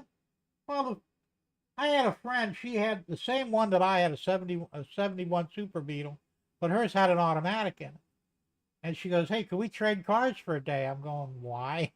I've never drove one with a stick in it before. I said, "Can you drive a stick?" "Oh yeah."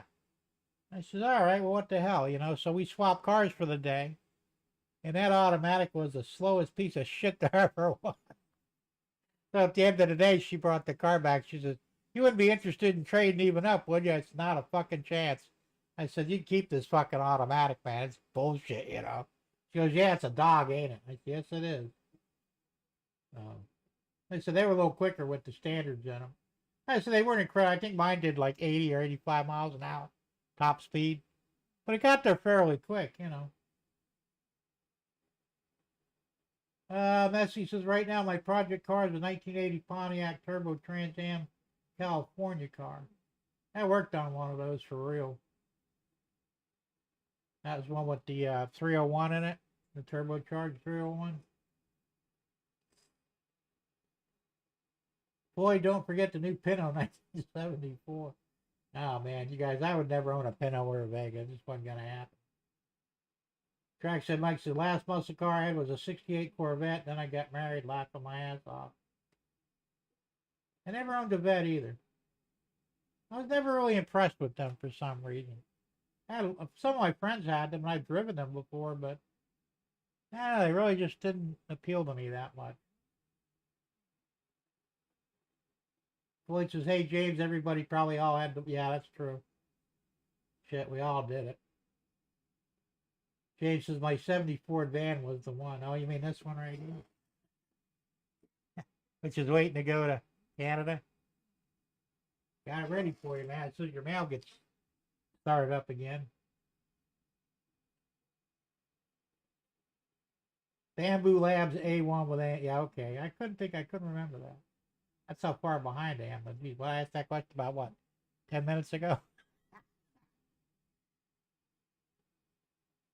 Boy, says I had a couple of friends that had a Ford Pinto and a Mercury Bobcat, and they dropped a 351 in it. There you go. That was the way to do it. Ford, at the time, they had the, was it the Pinto? Yeah, I think it was the Pinto. And the owner of the dealership at the time, this is quite a few years back, obviously, back in the, I think it was early 80s, he had a Pinto. It was the only one ever made. He had it specially built for him, but it was considered factory. It had a 351 Cleveland in it. A Pinto from the factory. You talk about a fucking... I'll tell you what. I never even rode in it, but I can imagine how quick that thing was. He did open the hood because I didn't believe him at first. And I son of a bitch, that is a 351 Cleveland in there. It was a tight fit, but they made it work. Of course, like I said, the factory actually built it for him. I'm sure it was the only one.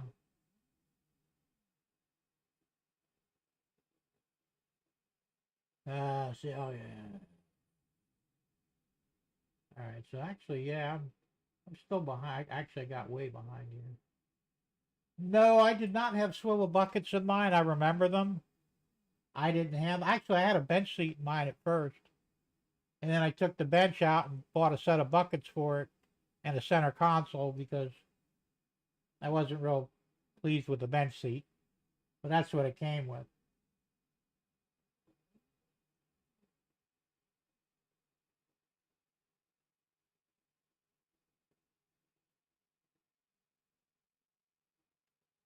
Yeah, I hear you, Dave.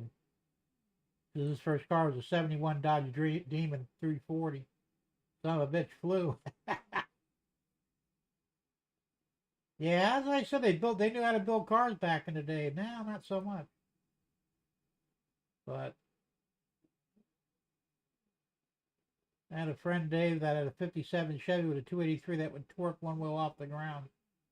Well, my Pontiac Firebird was that way. I had a 350 Pontiac motor. It was built a little over 400 horse, probably close to 450. And I went out and I bought a T-top roof for it because I didn't have T-tops, and I thought it'd be cool to have T-tops. I had a friend who was a really good body man. We'd trade favors. So he went ahead and cut the roof off, right, the stock roof. As soon as he did, the passenger side quarter flopped down on the ground. Holy shit, that ain't supposed to happen. Well, I'd over-torqued that car so many times, actually tore the welds between the inner and outer quarters. So it took 5 of us to hold the thing back up. Have them re-tack weld it, get the roof on and get that, because on a Pontiac, the roof was actually one of the structural supports of the car. I know another guy had a Camaro same year. They wanted to have the targa top on it, like the Porsches did, where the whole section comes out. Yeah, you could do that as long as you don't open up both doors at the same time. Well, they did. Car bent, and the car was junk after that, so he parted it out. I bought a lot of parts off of that would interchange with my Firebird, but I laughed at the guy. He says, what the hell were you thinking? He said, I didn't know that would happen. I said, well, if you'd have paid attention, the roof was the main structural support of the car because it's unibody. So unless you welded frame supports underneath, frame connectors, that's going to happen.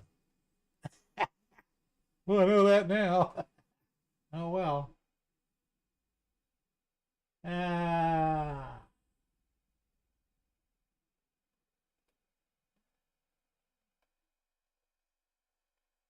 What's the best site to download 3D printables from?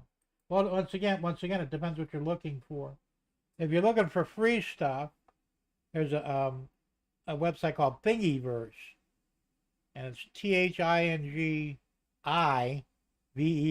So it's not Thingiverse, it's Thingiverse.com. That's my go-to for free shit. You want better models, they have some free. A lot of the stuff is you got to pay for. That's cgtrader.com. And what's the other? There's a third one. Oh, colts3d.com. So any one of those three are probably your best bets. You could probably find almost anything you want, unless it's really off the wall. Floyd said, I had 3 VW dune buggies that ran like a charm. Jumped on me again. Fuck. Oh, but the bug that I bought for the street was broken every weekend. What a piece of crap. I remember the dune buggies. I always wanted one of them, but could never afford one. I always wanted crazy money for them. It looked like a fun car to have, though. All right, Andy, have a good one, man. Thanks for hanging out with us, and have a happy new year, and enjoy it while it lasts.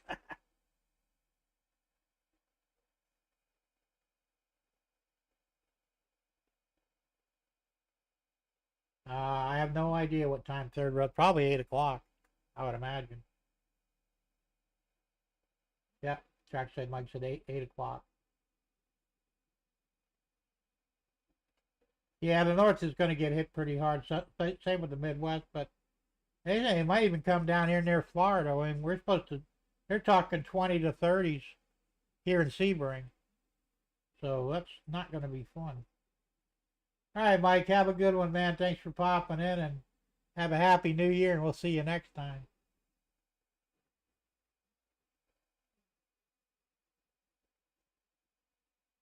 Yeah, Colts is another good, like I said, Colts3D.com. If you just type in Colts, it won't come up right. Make sure you put 3D after it. And they do. They have a lot of free stuff, also pay stuff. The good thing is most of the pay stuff is not that expensive. Like, what was it I got? Oh, I got this engine here. This is a Chevy engine. It's probably a 350, but I think I paid 69 cents for the STL. But then again, I got one that I got for the Mustang. It's a 5-liter late model, fuel injected, and I paid $18 for that one. So it all depends what you're looking for. Hey, Real Artist, how you doing? Good to see you here, and Happy New Year, my friend. He says, my first car was a 65 Chevy Corvair convertible. You know what that car is worth right now? Probably more than you make in a year. More than most people make in a year. It was a chick magnet. Too bad I wasn't one as well. Yeah, they're beautiful cars, man. And actually, the 69 was the most coveted one.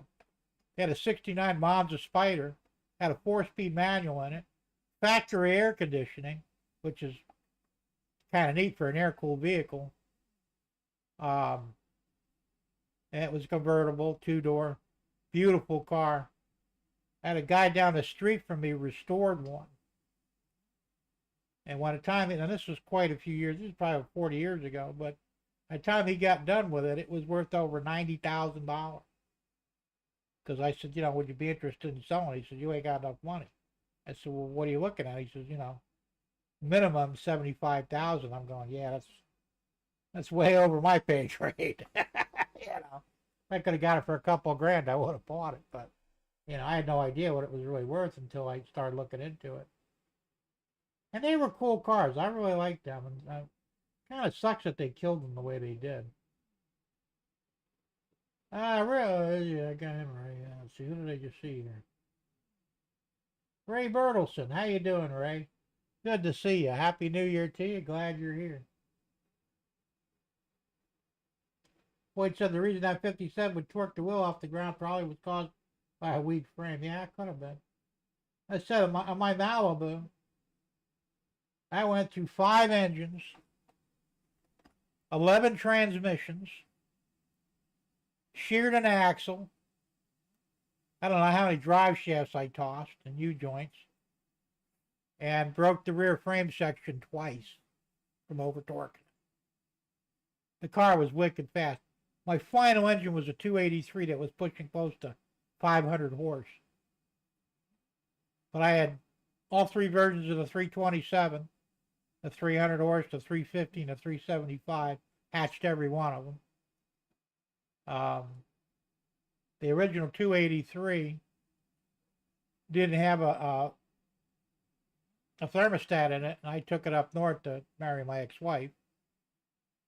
And during the winter, and it fucked that car up. I mean, it just burned oil after that. So I finally went out and bought a 283 in the end out of a 63 Chevy wagon and built it from the ground up, the engine. Took the fuelie heads that were in the 375 horse 327, which they fit no problem. Had forged pistons, forged rods, had the crank turned and balanced. The fucking car was fast. But I couldn't keep transmissions behind. I had power glides, turbo 350s, turbo 400s, 3-speed manual. I had the Saginaw. The Saginaw actually lasted the longest, believe it or not. I had a rock crusher. I blew that out of it. Just scattered that on the ground. What was the other one? The Muncie. Scattered that on the ground. So, and eventually I went back to a power glide, and that kind of lasted a while. When that finally went, that's it. Parked the car in the backyard and it sat there until I junked it, Which really sucked because, man, I wish I'd have kept that car. It's worth a fortune now. Oh, yeah, I almost forgot, Tom. Printables. That's another one, printables.com. They've got a fair amount of files there, and they're getting bigger every day. And I believe they're all free, too.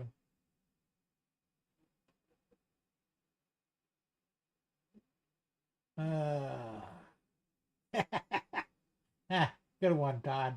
Good night, Andy. Get your hot dog to bed before it shrivels up on you.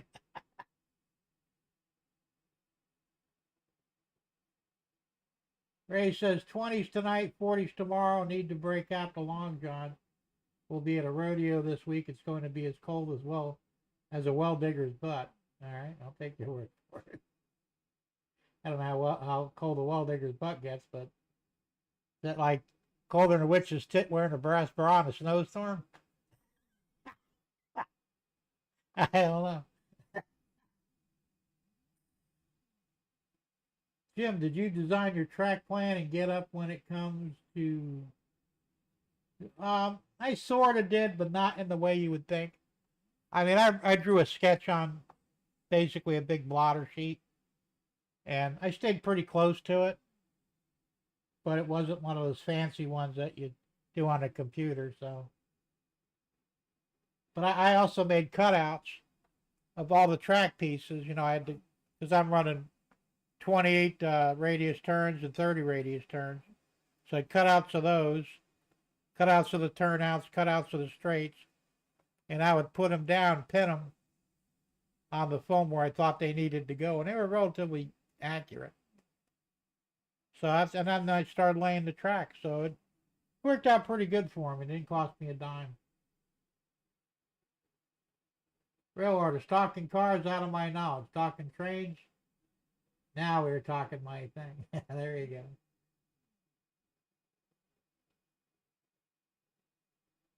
Well, we're doing a little bit of both, rail artists. Like I said, I broke into the model car market where you can print them now, and I started printing some stuff. And this is a '65 Malibu SS. Actually owned one of these in real life way back when, and found out I could print these things. So I kind of going to start doing it as a sideline. And then back in the day, I had a '73 Pontiac Le Mans with a '77 nose on it. And you'll see it's a little weird, but that's because it looked like this. And once again, this was a real car that I built. And there it is. And I drove that car for 7 years on the roads. And there's a long story why I had to crash it, but I wish I'd hung on to it. But, you know, never let women convince you to give you your engine into their car. That's kind of what happened, but so we'll be doing some cars on my channel as well as trains, but still predominantly trains.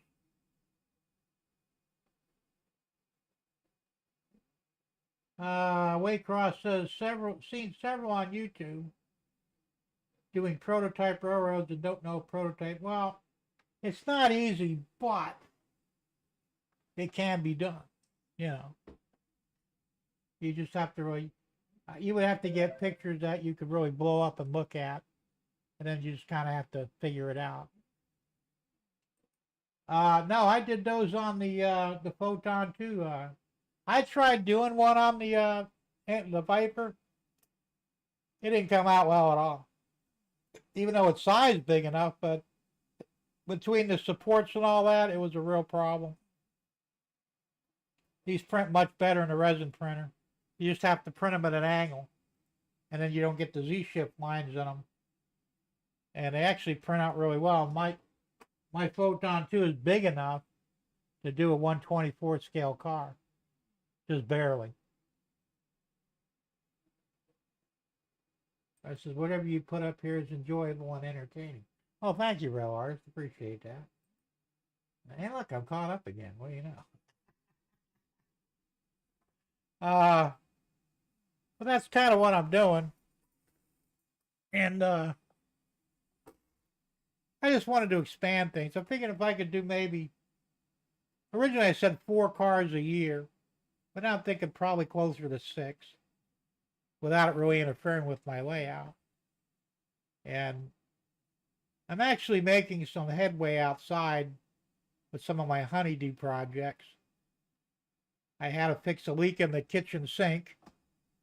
I still have to get a new metal nut for the drain for the kitchen sink. I thought I had one, but I got to run to the hardware store and buy one tomorrow and get that wrapped up.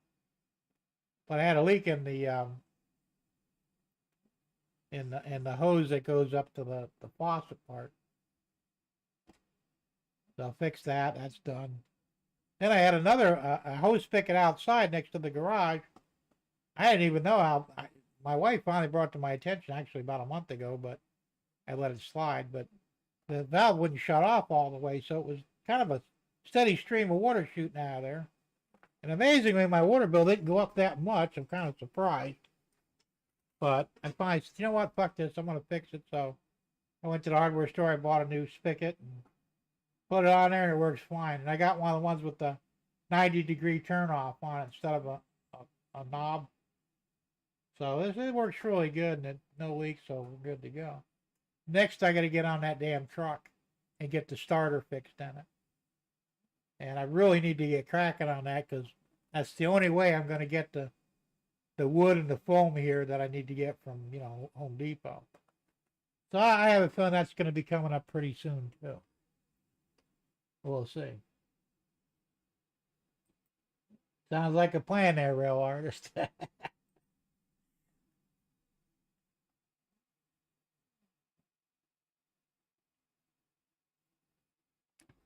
So I'm slowly getting things done.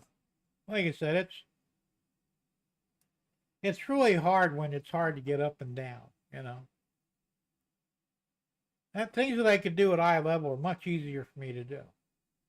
Anything where I've got to get down on my knees or worse, my back, it's kind of a motherfucker to deal with, you know. Scott says, I didn't rejoin my HO scale club. The dues, holy shit, $168.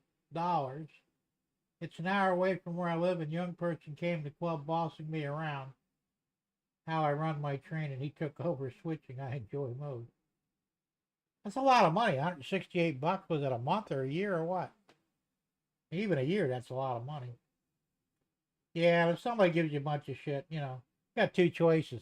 Either beat the hell out of them or walk away, whichever's most beneficial to you.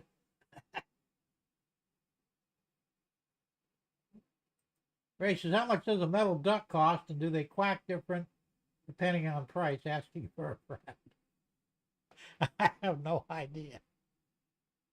I've never bought a metal duck.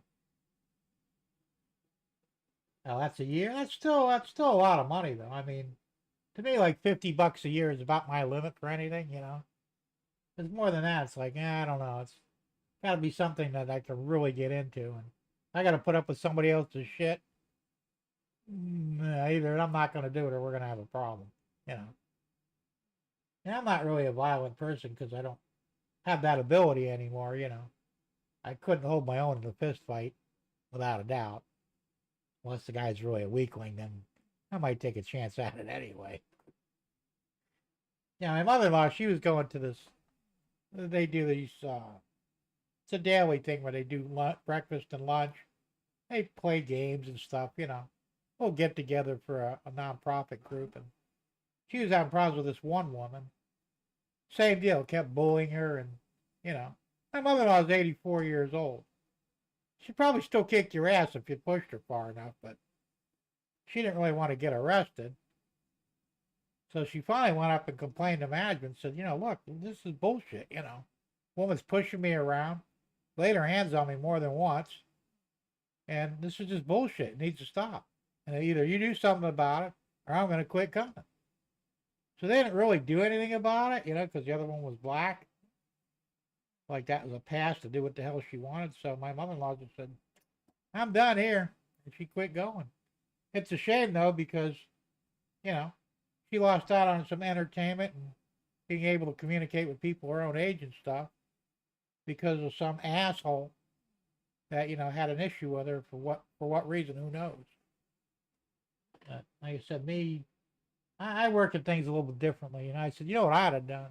She's a pretty big woman, you know. And I'm thinking, you know what I'd done? I would have sat there and wait for her to come running across because she did that a lot. Stick my foot out there, you know, and let her face plant once. Oh, geez, I'm sorry. I didn't see you walking this way. You know, you won't get in any trouble because it wasn't intentional. Without intent, they really can't do anything to you. Yeah. But it's a good way to get even. That's what I would have done, you know. Fucking bitch, fuck with me, you know.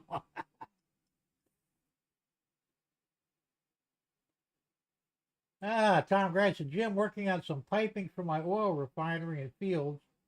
Need to make a curved one on Tinkercad now. I send you the link maybe after the show. We can, oh yeah, I'll take a peek at it.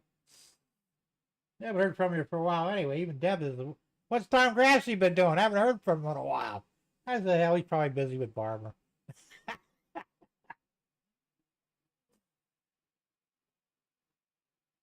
Scott says, when I brought my train into the yard, he would tell me I need to break up the cars, and if I had trained with freight cars on layout, he'd always break down, move my locomotives. I got tired of his shit and left. Yeah, that would be fighting stuff there, man. You touch my shit, we're gonna have a problem. But I don't blame you. Sometimes it's better just to walk away.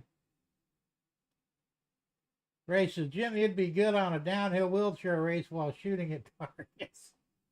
Actually, I would. I'm a very good shot. I don't miss. And I'm not bragging, you know.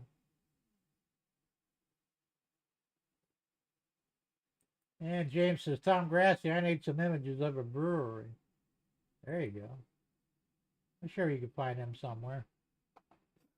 I don't have a brewery on my layout either. I need to put one on there.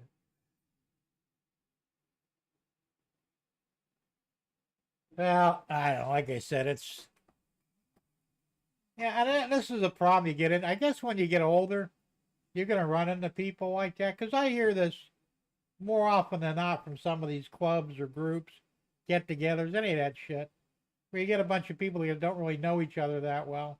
Somebody will have an attitude, and there's going to be a problem, you know. But it's a shame that you can't just flatten them out and be done with it, you know. Because remember, in our youth, we'd never put up with shit like that. Somebody would have got their fucking face planted, you know. And that's the way you took care of shit. But you get older, you can't really do that anymore. Plus, the law doesn't have any now what the hell's the word? They don't, they just don't see the humor in it like they used to, you know. Back in the day, you'd get away with that shit, not really get in trouble. Today, it's assault and battery. Somebody's going to jail, you know, which is also bullshit. There you go, Floyd says, I don't blame you, Waycross, but I sure would have let him know just what I thought of him. Absolutely.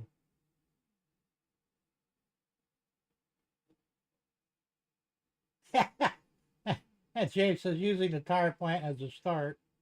Floyd says, hey, James, will that be a tired beer then? Bad dad joke. James says, Floyd, maybe. That's fucking funny. Hey, you know, what the hell, right? But yeah, like I said, I'm kind of a loner to some degree. I mean, I enjoy being around people and all, but I also enjoy just doing my own thing, you know. And if I were to join a club of somebody and somebody gave me any shit, somebody's either going to hospital or jail. Might be me, might be the other guy. I can't say, but you know, that's just kind of the way I am, you know. I'm not a badass or anything, but I just have very little patience for idiots, you know. And like I said, I would try and do something without getting in trouble over it, but I'd still have to do something. Like I said, sticking your foot out while they're walking by is probably one of the easiest way to get even and not really get in any trouble over, as long as somebody didn't see you sling your leg out there, you know. But you know.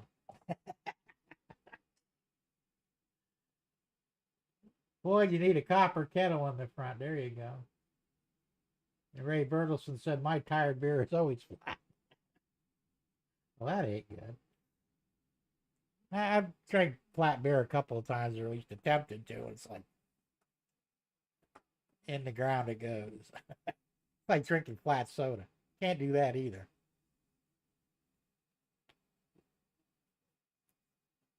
I mean, the whole point of it's the bubbly, right?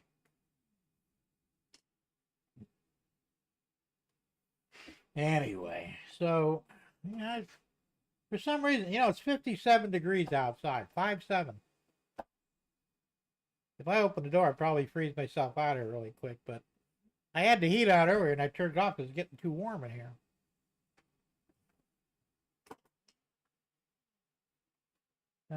Floyd says, hey, Jim, I believe I've raised enough stick here. Time for me to go. Have a great night. All bye for. All right, well, Floyd, have a good week ahead. Happy New Year, and we'll see you next time, man. Thanks for popping in. James says, Floyd, we had Amstel Brewery in Hamilton. Labatt's destroyed their copper kettle. Well, that sucks. Tiny bubbles in the wind. What can I say? Well, I don't know. I guess we could probably wrap this up for tonight. Ooh, Tom Grass says it's 34 degrees here now in Jersey. Well, you got me beat. I guess I'm up 57. It's going to get a lot colder. I was watching the news the other day, and they were talking, you guys are going to be sub-zero, like the whole North and Midwest. -8, -10. It's gonna suck to be you guys. Now the good news is, Tom, when do you retire? The 10th, was it, of January? Hopefully, maybe you should retire a few days early. You don't have to leave the house.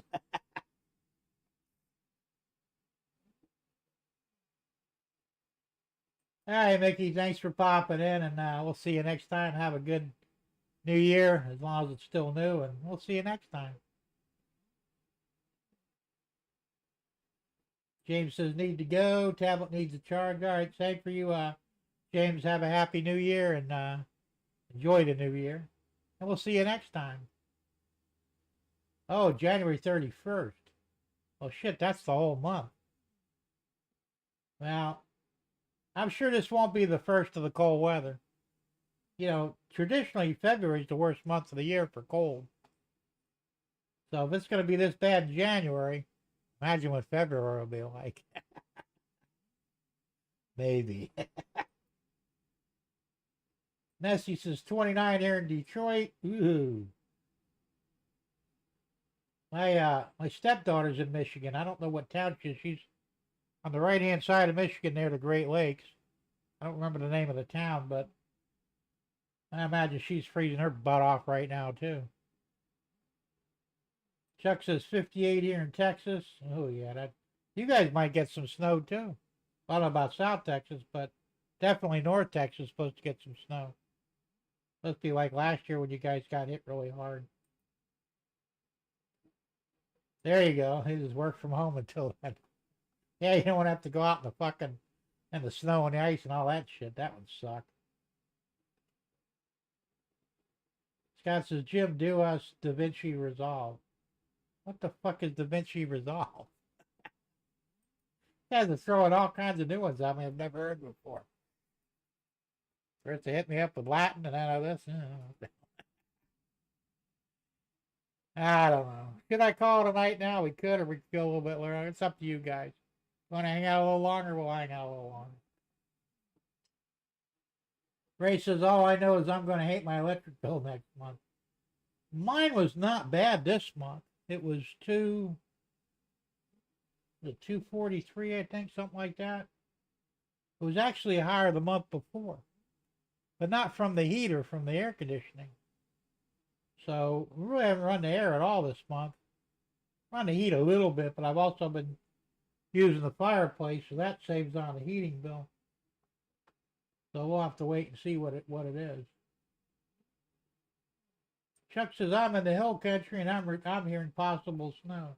Yeah, more than likely. Nessie says longer. Okay, that'll work. Hey, Gerald, you taking off already? Well, listen, thanks for popping in, and Happy New Year to you, and enjoy the new year while it's new, and well, we'll see you next time.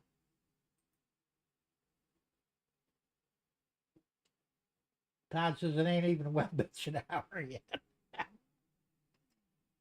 When the hell is web bitch an hour? And she says, keep me company while I'm trying to get the scenery done. There you go. Tom, I'm going to go up there and kick your ass, man. Tom's got solar. His bill is $4.27. Must be nice. However, most of us can't afford the solar, so, you know. It would be nice, though, to have a bill that low. Now, I missed $100 a month bills. Wasn't that long ago. That's what my average bill was, $100, you know. During the summer, my bill can get up close to $450, $460, and it has. I mean, you know, because I got a guest house that I rent to my mother-in-law. We got the main house, which has a big 4-ton AC unit. It really needs to be replaced. And I got here, it's air conditioned. So there's 2 big refrigerators, 3 small ones, multiple computers throughout each of the houses, TVs. I mean, a lot of shit that, eats up power. So one of those things you just can't really get away from. I mean, not really.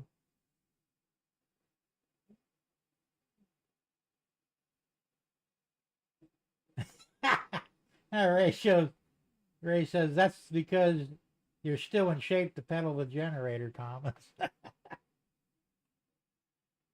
I saw something on YouTube the other day. Guy, it's illegal in Florida to do it. I didn't see where he was doing it from, but he built a miniature dam in his backyard. I guess he had like a creek or something flowing in his backyard. He built a replica of like the Beaver Dam, but in miniature, and it was generating enough power to power his house, which is a brilliant idea. You know, it's probably easy enough to do as long as you got a running water going through. But you can't do that here in Florida. It's illegal. Because I looked into it already. There ain't anything I haven't come up with that, it's probably illegal. It's bullshit,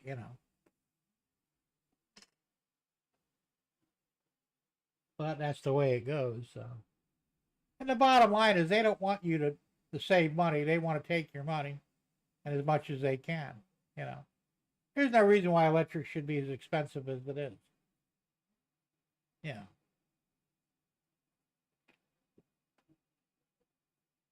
When I lived in Naples, we had Florida Power and Light for electric company. Here we got Duke.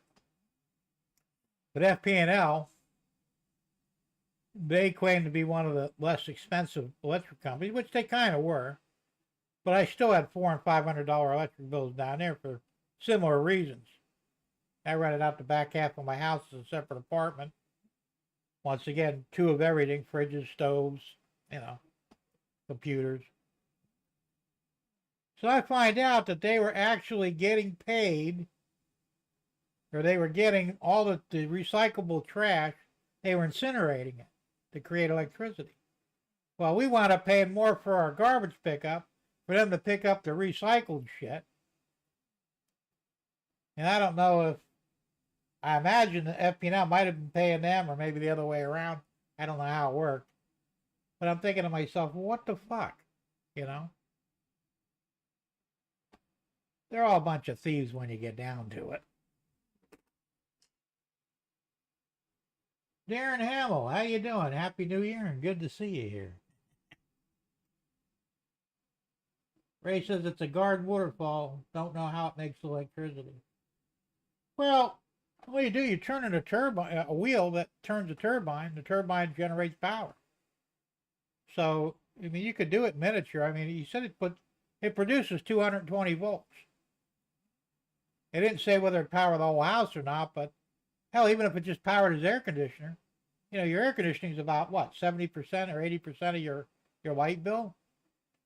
So if you could get that done for free, fuck the rest, that's just adds up most of my electricity.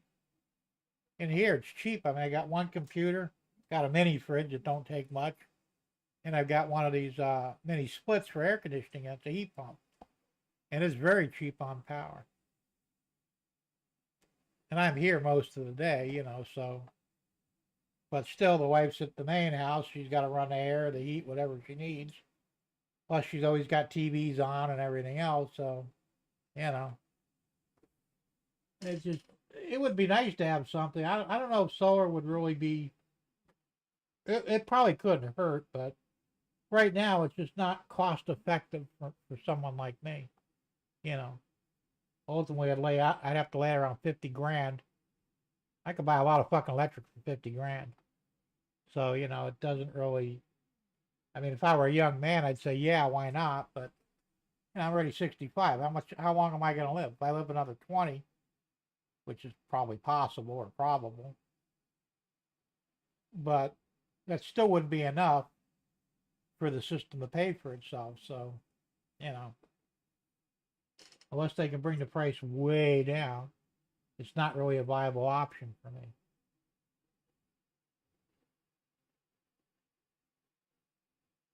So,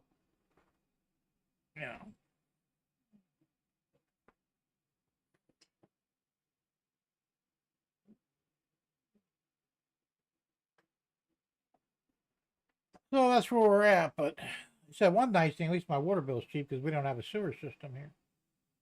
So we're not paying to flush the water. My water bill is generally about $20 a month. And it would probably go down that I fixed that hose. Hell, it's been leaking, I guess, for like 6 months or something. I don't pay attention because I don't use any of that shit. The wife knew. She forgot to tell me about it until about a month or so ago. And I'm thinking, well, probably ought to fix that. Anyway, a neighbor comes over and he says, that's got to be running your water bill all through the roof. I said, not really.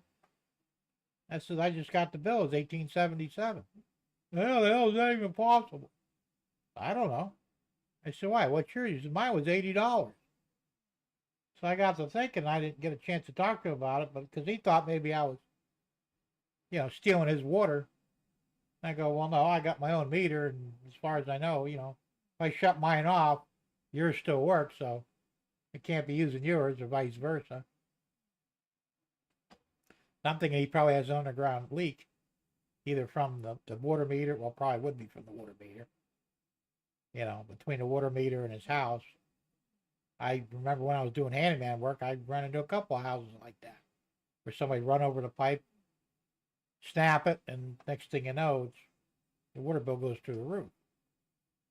So when I see him again, I would say, look, you're going to have to check that out, man, but it ain't me. I mean, he didn't say it was me, but the people that were here before me said, well, maybe they tapped into my line. No. It's because I turned my water off at the meter, because I don't have a shut off at the house that broke off. I had to cap it. So when I turn my water off, do it at the meter. And so when I shut it off, all my water's off. So if I was feeding off of your meter, I would still have water even if I shut my meter off. So that's not possible, He was a little upset, not really at me, but the fact he was spending $8 a month on fucking water. I was thinking, dude, you must be dumping a lot of fucking water. I had a similar problem. My house down in Naples. And thank God I knew where to look. Because I had built like a secret room off of the laundry room. And when I did, I had to move the water heater from one wall to the other side. So I ran the pipes underground. Well, one of them broke, the joint failure. My bill was like fucking $150, $160 a month, Crazy. I got a leak somewhere. So actually I started, I'm sitting in there one day and I could hear the water run. I stick my head down on the ground and I could hear it. Oh, fuck. So I had to bust up the concrete that I poured for the floor. There it was. I was able to fix it, luckily. I put a slip fix in and that took care of that. Poured new cement over it and we're good to go. And see, unfortunately, all the plumbing in that house was under the house. So if you had a problem, you had a problem. Where here, at least all the plumbing's up in the attic. Nothing's in the ground, except for where it comes into the house. And then it goes up and the rest is above, Same with my neighbor's house. But everything here is underground. Power's underground, water's underground, cable's underground, It's kind of a smart thing, you don't have to worry about it too much. But chances are he's got a failure in his piping somewhere. Probably it's got to be in the ground because it was in the house. You know it. I had two rotten pipes up in my house, and one was up in the attic. I had to bring in a plumber because I couldn't get up there, and he cut out the piece. It was rotten from the inside. Put in a PVC pipe or CPVC pipe, and those gator connectors in there. I had another one that was outside. Well, it was inside the wall, but you couldn't get to it from inside the house. So we actually had to cut part of the wall out, and there was the pipe, and it was, Things like that happen. All you can do is fix them when it happens and hope it's not something that's crazy, I had one house I was working on many, many years ago. I was doing handyman business at the time. The guy calls me up. He says, I got a water leak underneath the house. I says, how do you know? Well, it's coming up through the closet. Oh, okay, that's a problem. So I went down there and checked it. Of course, all copper pipe, well, mostly copper. Well, PVC underground, but then they switch off the copper while it's still underneath the foundation. while they were running well water there, and the well water's got the contaminants in it. It'll put pinholes inside the copper pipe, and so I had to bust up a big section of the floor inside the closet to get to the pipes. It was about 2 foot down, and cut out the copper and put in new copper pipes, because that was before they had the CPV. Well, it wasn't very popular. I didn't want to have to go back there, so you're best to solder in new copper, because I could have probably did PVC or something. And they didn't have the gator connectors yet. I fixed it up, and it cost. I paid them. I charged them almost. It was like $1,600 to do it.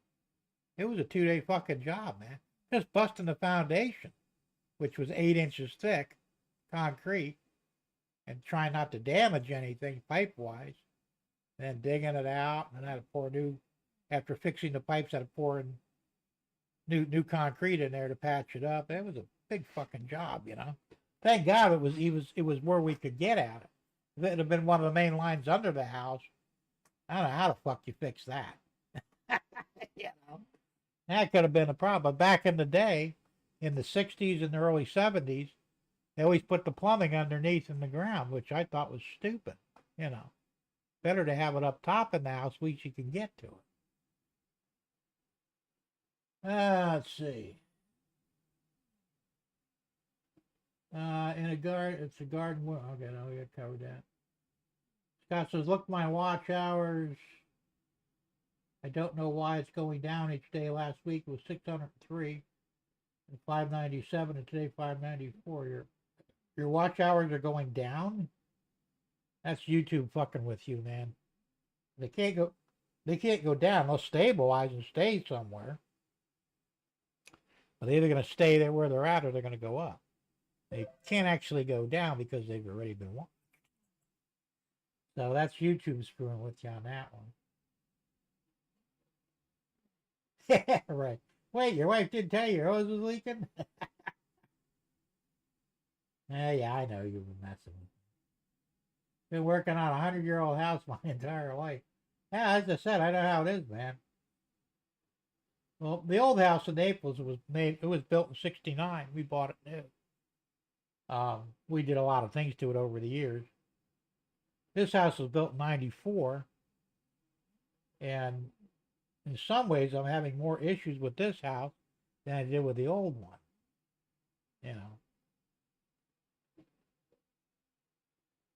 Ray says, was weird moving to North Carolina from California. Yeah, California must have been really severe. But it's the same here, though. I mean, Naples had ridiculous building codes, and they enforced them, Here, you can kind of do anything you want.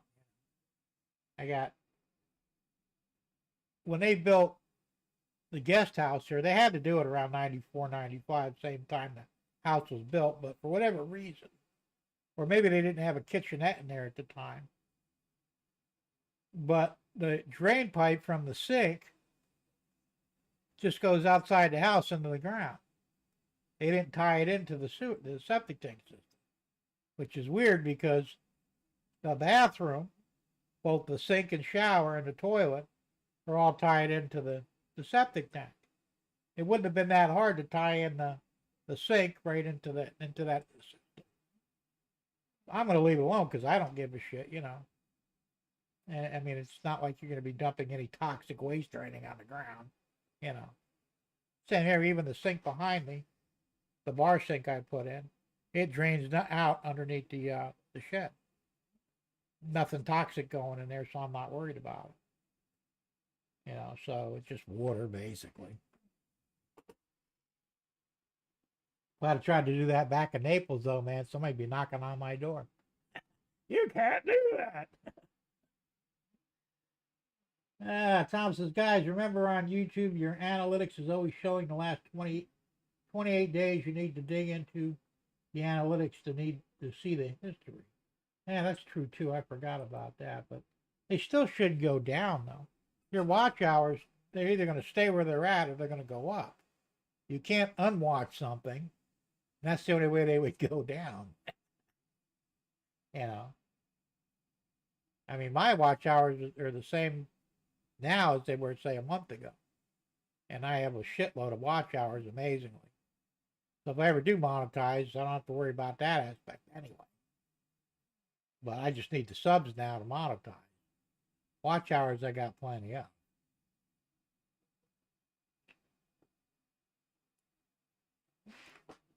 So.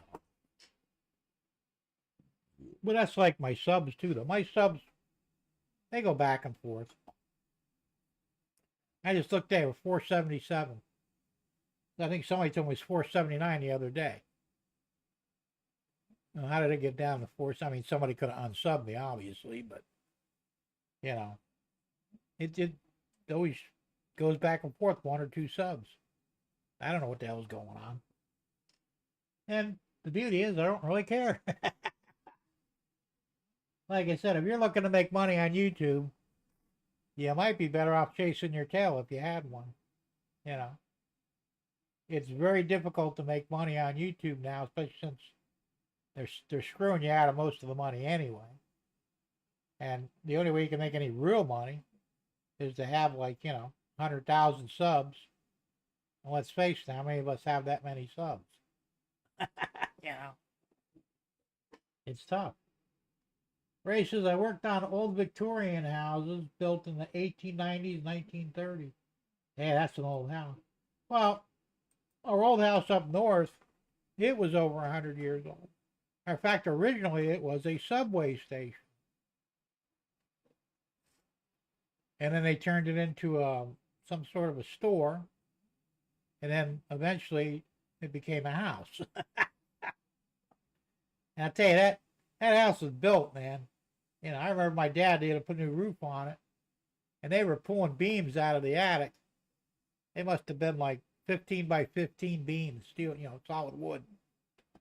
And, of course, they didn't replace any of that stuff with that big of wood. But, I mean, that thing was built to last, And he rebuilt that whole house, basically, inside and out. And did a beautiful job on it.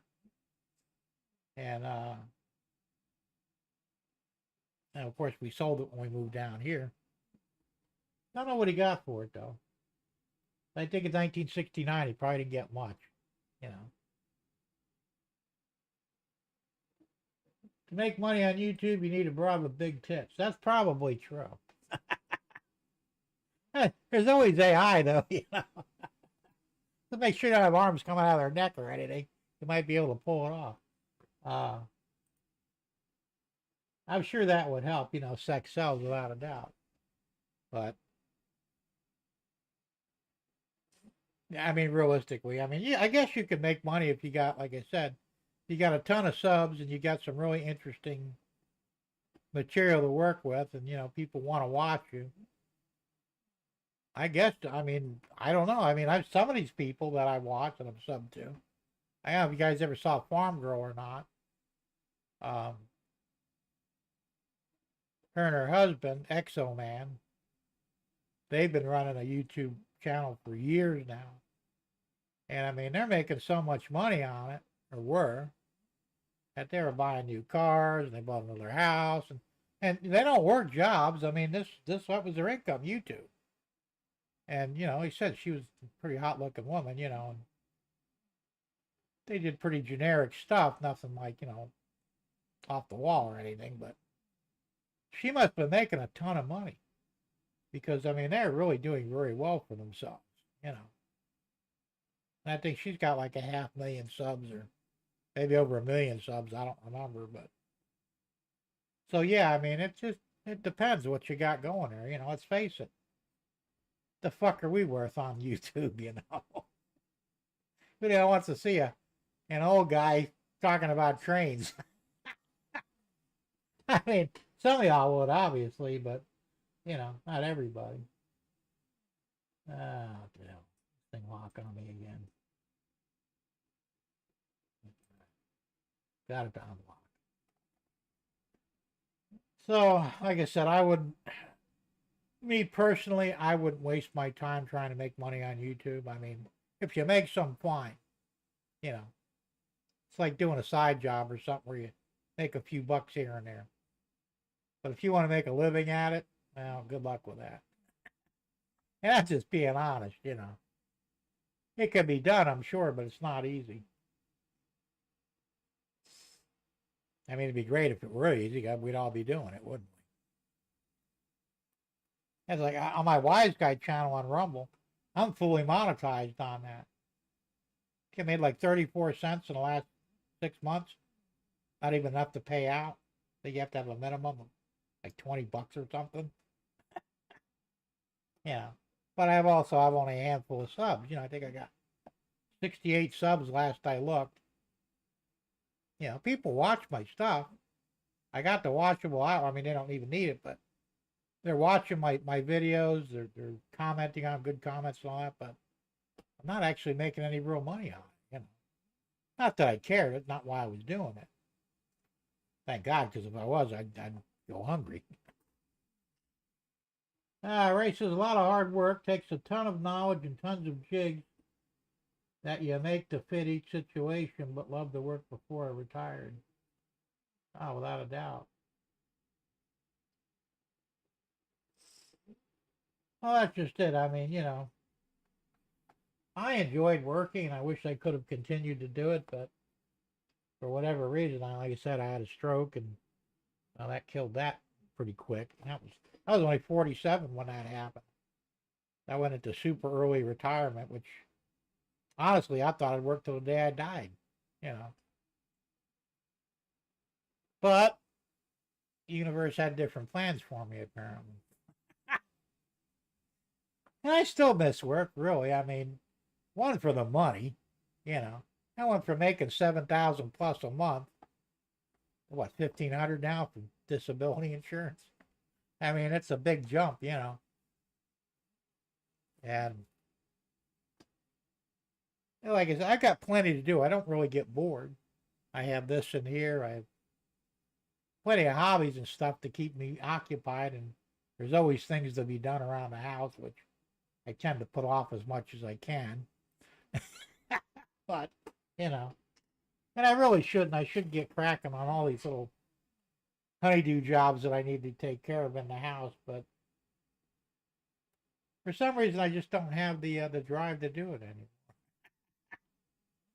Like when I do something because I have to, you know, it's like, well, if I don't do it, it's either going to cost me money or some problem somewhere down the road. So they said there's 3 bathrooms in my house.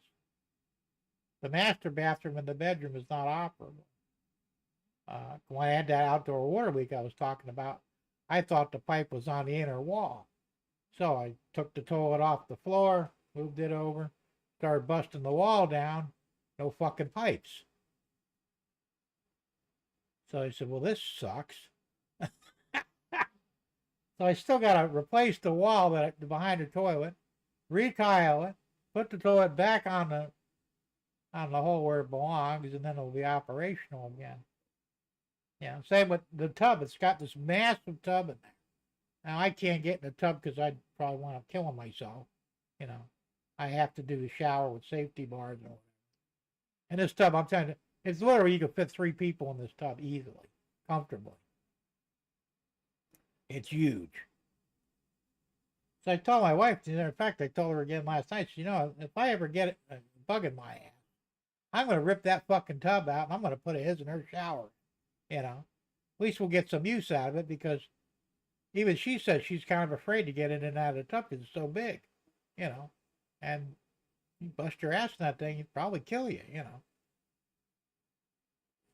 So it wouldn't be that big of a deal. The tub is fiberglass, so it's not heavy, you know. Just take it out, and I'd have to redo the walls. I'd put new rock wall up because they don't use drywall anymore. I'm sure that's what's in there now, but I'd rip that down and put the rock wall in. Pour a floor, which is easy enough to do. You know, the drain's already there. And the shower controls are there at least, so because right now the tub controls, the faucet, I replaced them, but I couldn't hook them up because I didn't have any access to it. So I'm thinking, well, how the fuck are you supposed to do this without like literally tearing a wall down, which I didn't want to do. So I just put them there kind of for decoration, you know. Like I said, nobody takes a bath anyway. You could shower in there. Like I said, what I would do is I took everything out. I'd strip the walls down. I'd put a shower head on each side, his and hers. You know, I used to build these things when I was a handyman, and it's big enough for shit. You could probably get 8 people in there standing up. Not that you would do that, but you could. So there's plenty of room for 2 people, both me and the wife, to shower together and have our own controls and stuff. It'd be kind of cool. And it wouldn't cost me that much. I figured it cost me about $1,500 in material. You know.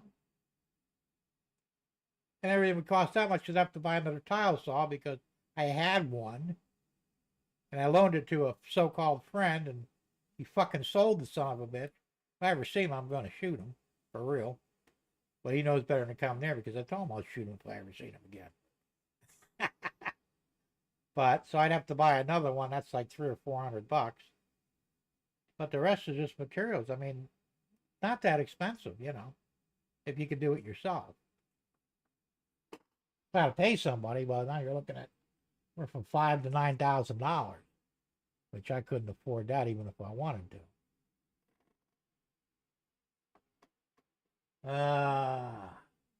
Tom says the honey to-do list will keep you busy till the day you die. That's unfortunately true. My wife gets mad and says, why'd you buy this fucking house? It's falling apart. It's not really. It's just all houses. You can buy a brand new house and have problems with it. And I know because I know people that had houses built brand new, get in there, fucking appliances fail or the windows don't seal right. All kinds of shit can happen, you know.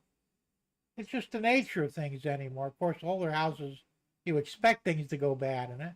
Like I said, you know, in the kitchen, Deb goes out there one evening and she says, there's water all over the floor. I said, well, open the doors and see what the hell's leaking under the sink. Well, I can't see that. Well, she can't because she needs cataract surgery. Her eyes are bad, you know. So I went over to find. I said, well, that black hose is what's leaking. Turn the water off till I can figure out how to fix it. So she turned the water off. Of course, that supplies the dishwasher, the sink, you know. So she was, well, how am I supposed to wash the dishes now? I said, I don't know. Take them in the bathroom. Wash them in the bathroom sink, you know. Take them outside if you want. I don't care. So anyway, so I said, well, I better not leave that the way it is. So the same day that she figured out there was a leak, I decided to take a look at it. And I'm thinking, wait a minute, that black line, that goes up to the faucet, you know, because it comes out. So I pull it out, and fucking things are holding on by one thread. Screw it on there, tighten it up, leak stops. Now, there you go, problem solved. So what was happening was, when she was washing dishes, she'd leave that thing running, and it was spraying inside, you know, because she didn't pull it out, she didn't notice. It was spraying inside the faucet, and then landing on the kitchen floor, the cabinet floor, and eventually running out. So, at least it didn't take me a minute to figure it out, so that's all right. Then she says, well, it also leaks at the drain. Now, this has got weird plumbing in it because normally you'd have, on a double sink, you'd have the one come down into the other one. They join together up top, and then they go down into the U, and then into the wall. Well, this one doesn't work that way. It's got 2 U's and a 2 and a 1 into the wall. So they're actually both separate. They said, well, if you put a bucket underneath the open one right now, you could probably use the right sink. You might get a little backflush out of the open side on the left, but mostly it's going to go, you know, into the piping. So I have a bunch of plumbing supplies here. I don't have the metal ring and the metal nut. I got plastic ones, so I don't know if a plastic one will work. If it does, I'm going to go ahead and put that in there and fix it up. Otherwise, I'll have to go to the hardware store tomorrow, get the metal nut, and take care of that. So that'll be fixed tomorrow, too. It's always something. Ray says, I hate fiberglass tubs. They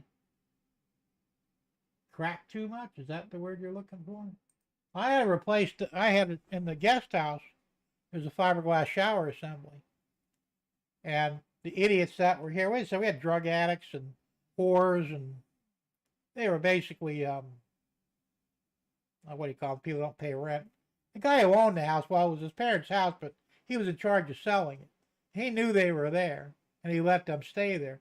Matter of fact, after I bought the house, they were still here. And we came down with the U-Haul and shit, and I said, look, you got an hour to get the fuck out of my house, or I start shooting people.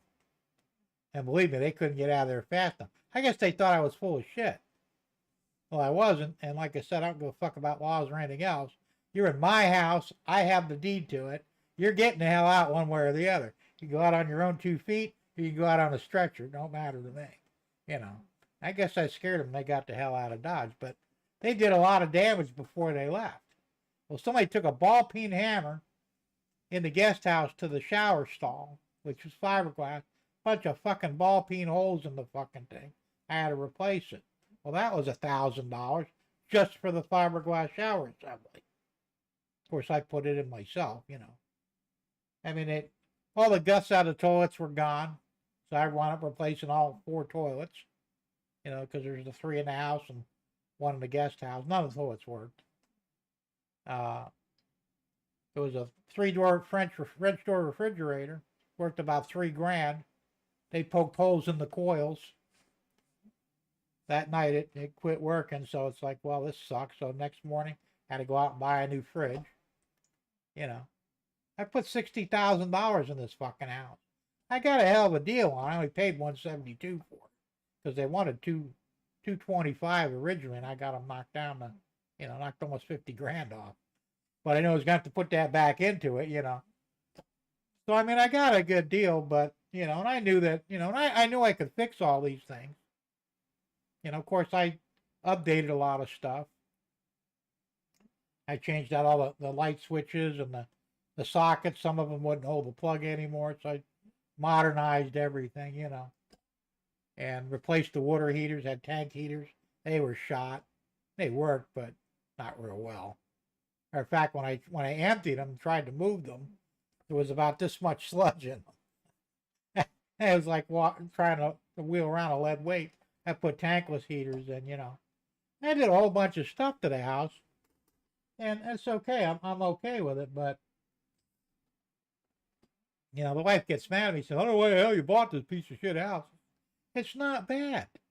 These are things that go wrong, you know, and you just deal. I mean, it's tough for me to fix some of this stuff now, but one way or the other, I still do it. You know, I have to. Even if I don't want to, at least I can. I'm capable of it, mostly. Like I said, I'm thinking about canning the 4-ton air conditioning in there because I've had nothing but problems with it in the last 2 years. And I'm thinking of putting mini splits in the house. I found a two-head system, which should be good for starters, to put one in the master bedroom, the head unit, and the other one in the living room, and the one condenser outside, and they're still 220 volt. I got the power ready for it. And then later on, I could add a 3rd head unit or another mini split on the other side of the house for the 2nd bedroom, which is Deb's hobby room. And that'll also take care of the bathroom back there as well. So, you know, and the 2-head unit was $2,000, which isn't bad. I'll have to have some help to put it on because it's high. And I don't do ladders too well anymore, but, you know, I got people I can get to help me for a few bucks. So that's the way to go, because buying a new 4-ton unit, I'm looking at anywhere from $8,000 to $11,000. And at least the mini splits, they're heat pumps, they're actually very cheap to run. And it doesn't get that cold up here, because you've got both heat and cold, and it'll handle all the way up to, I think, 110 degrees as far as air conditioning goes, and down to like 30 or 20 or 30, no, below 0 for heating. So it'll do the job. Plus, like I said, I got a fireplace anyway, so I'm not really worried about the heat end of it, just the air conditioning part, because it could get pretty hot in the house during the summer. You know, you got to have AC in there. But you know, yeah, that's what it is. Like I said, it is what it is. So, but I guess there will come a time though when I won't be able to do this shit, and then I'll probably be in trouble because I just don't have the money to pay people. I had a handyman was kind of helping out with some of the things here, and I had to build a ramp for this shed. Right? It's very simple. Couple of 2x6s, some plywood, and some 1x1s for the railing. Ended up charging me $850 for it. I'm going, are you shitting me? That was going to be like $300 or $400, and I supplied the wood. That was strictly labor. I haven't dealt with them since then. It's like, you don't bend me over. Fuck you too, Ray says metal tubs are easier. They're stronger than fiberglass. But if you have a good tile guy for shower pan slope, they are indispensable. That's true. Well, I could do the shower slope because I said I built a few showers before, and from scratch actually.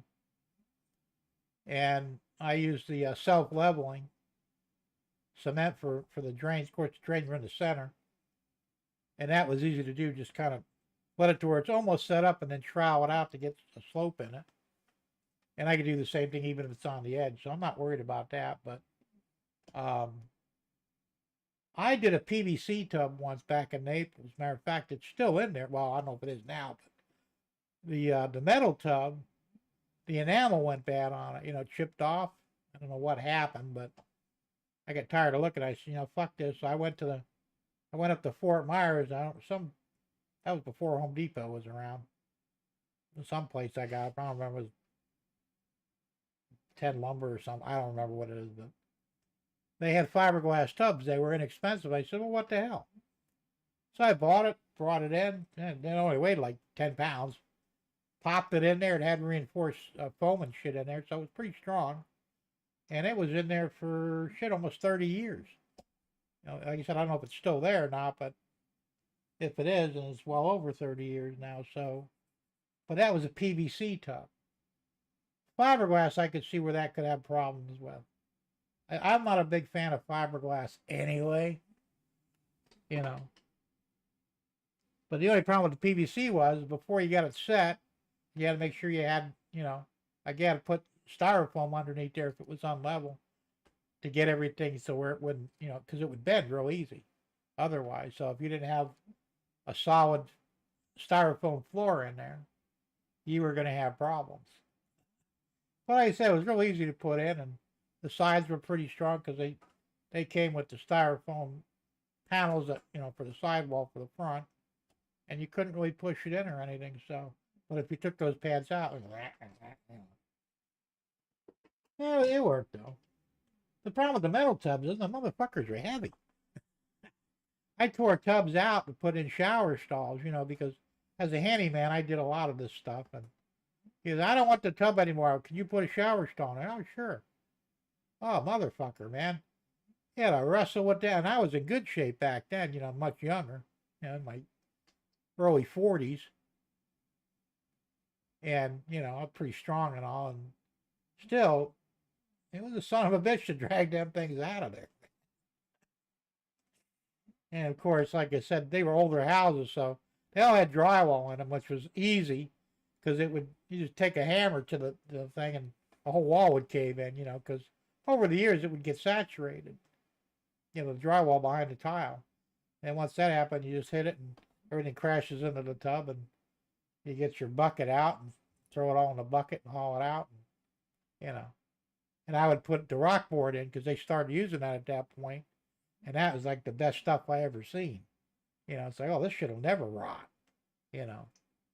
So I built some really nice bathrooms, shower stalls and whatever back in the day. So I guess at least I got the skills to do it. And I guess that was 90% of the problem, having the skills. So, but yeah, like I still want to do it. In my head, I'm still young. My body saying, no, you're not, motherfucker. You're too old to be doing this shit. But up here in the brain saying, no, you could still do this shit, And I could, but it's going to take longer. The floor part's going to be hard because I have to wear knee pads. I cannot get down on my knees anymore. Even though I've still got my regular knees, and what happened, but after the stroke, it's like, I cannot get down on my knees anymore. If I got knee pads on, I'm okay. But without them, it's like knives going through my knees. So,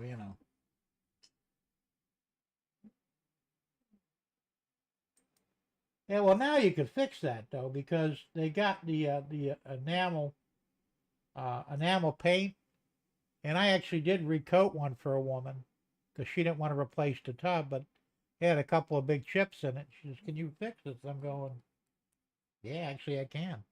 You know, and it's self-leveling. It's pretty cool stuff. I wound up doing the whole tub because you can't really do just spots on it without it looking like somebody repaired it.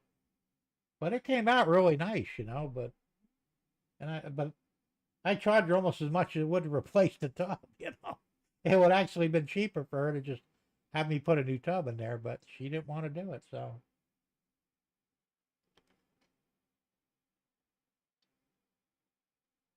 yeah, like I said, it is what it is, but you know, what are you gonna do?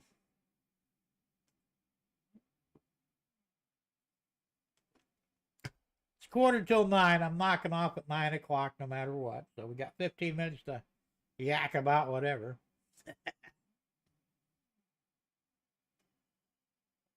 So that's pretty much. I didn't, like I said, I didn't do a whole lot this past week. I did a little bit in the landfill. Like I said, I wanted to get that wrapped up. I'm seriously thinking about putting fencing around it, at least around out near the road. I think that would finish it off better. So I'll probably print some fence material up rather than. I mean, I've got some STL files now for some decent fencing, you know, like chain link. So I think I'll put chain link fence up and then do that, and you know, have a gate in the center where the trucks can go in and out. And that'll be good, right? And I got to throw a few men in there, and then we're good to go. Dropped 1 degree so far. Back now, we're down to 56 now. I think it's supposed to get down to 45 tonight. That's what the weather says anyway. That won't be for a few hours yet, but it's going to be a little nippy in here.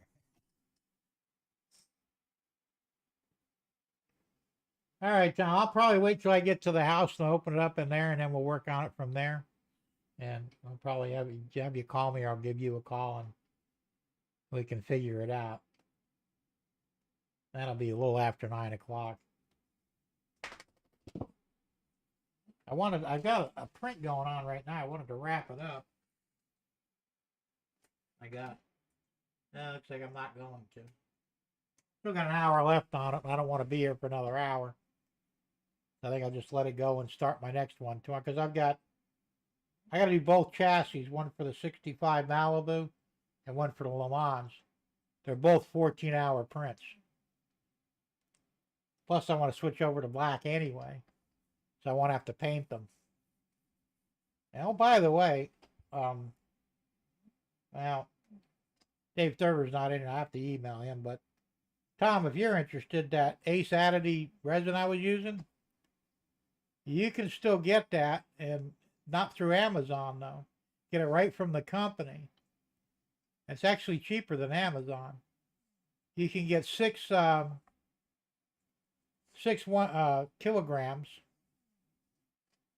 You know, 6 big bottles, a kilogram each, for $44.95 plus. I think it was $6 shipping. That's a hell of a deal. And they got black, white, gray, the red and blue that's sort of see-through, and I think green it's almost see-through. They have plenty in stock, so I'm probably going to buy another 6 bottles of probably the white. 45 bucks, you can't go wrong. So, you know, but if you're interested, but go to their website, it's aceadditive.com.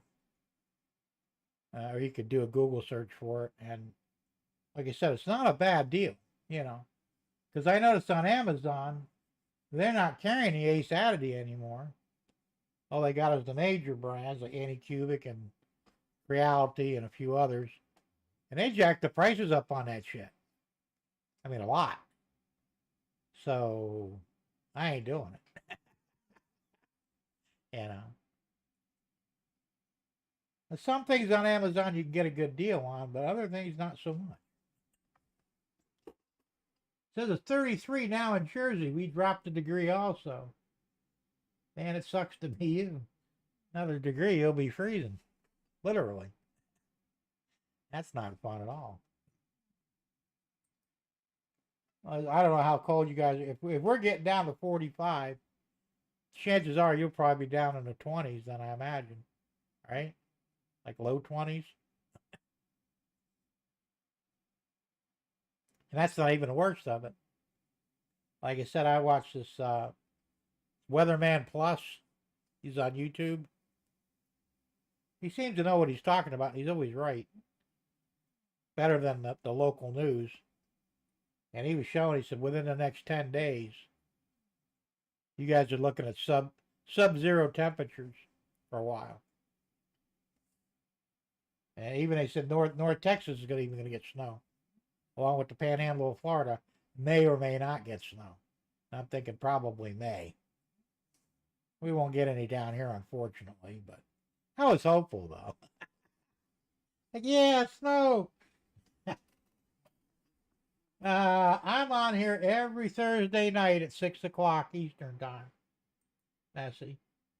So you could bookmark it or whatever. I usually put my promo up around noontime, and then I go live at 6.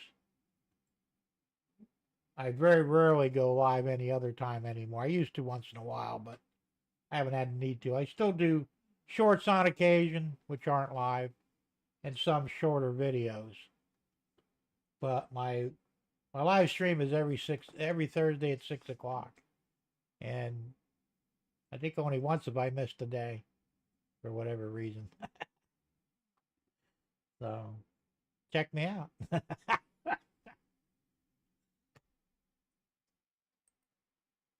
So like I said, I'll be talking about both trains and the car models. And you guys will be kind of privy to what I'm doing. Like I said, even though primarily I'm still a model train guy, but I really wanted to take my hand at this. And see, I wasn't aware that they were 3D prints that I could do car models until recently. And that was thanks to YouTube, really. This guy named Buster's Models. He does 3D prints of cars and trucks and whatever. And I was watching, oh shit, you printed that? Damn, that looks good, you know. And I did a little research, and the guy that builds the models, designs the models for him. I can't remember his name now, but he says he, puts a new car out of once a week or so. He's got over, I think, close to 400 models already. Mostly cars that they were never put in a kit for him. So it's like, shit, I need to, keep an eye on this guy. And for $10, you can't go wrong. For basically a complete model that you print. And I'm not using theirs. I thought it would take more resin to print a model. And it really doesn't. I mean, one guy I was watching, not the Buster's models, but another guy, he said you could build about 3 models, 1/25th scale, on a kilogram of resin, which sounds about right. And if you can get a kilogram of resin like I am for literally about $9, $10, $11 for a kilogram, and $10 for the model times 3, you're building these models for next to nothing, And there's not really that much prep work, a little bit of sanding, probably some like 2,000 grit or so, but mostly the models come out very, very nice, I mean, even to the point where I don't have one. It's printing now with the hood on the front of the Malibu, Chevrolet on the front of the hood, and it's legible. I mean, it's very legible. And to be able to print that well is saying something, Ray says, we really only come here to slap the signal at the end. I know, I can't get rid of that guy either. Eventually I'm going to have to probably, but, for right now, well, yeah, it's fun. He's been milking it for what, 2-3 years now? You've been working on that signal? Shit, you could have probably made one by hand the last time. What you barking at, Pogo?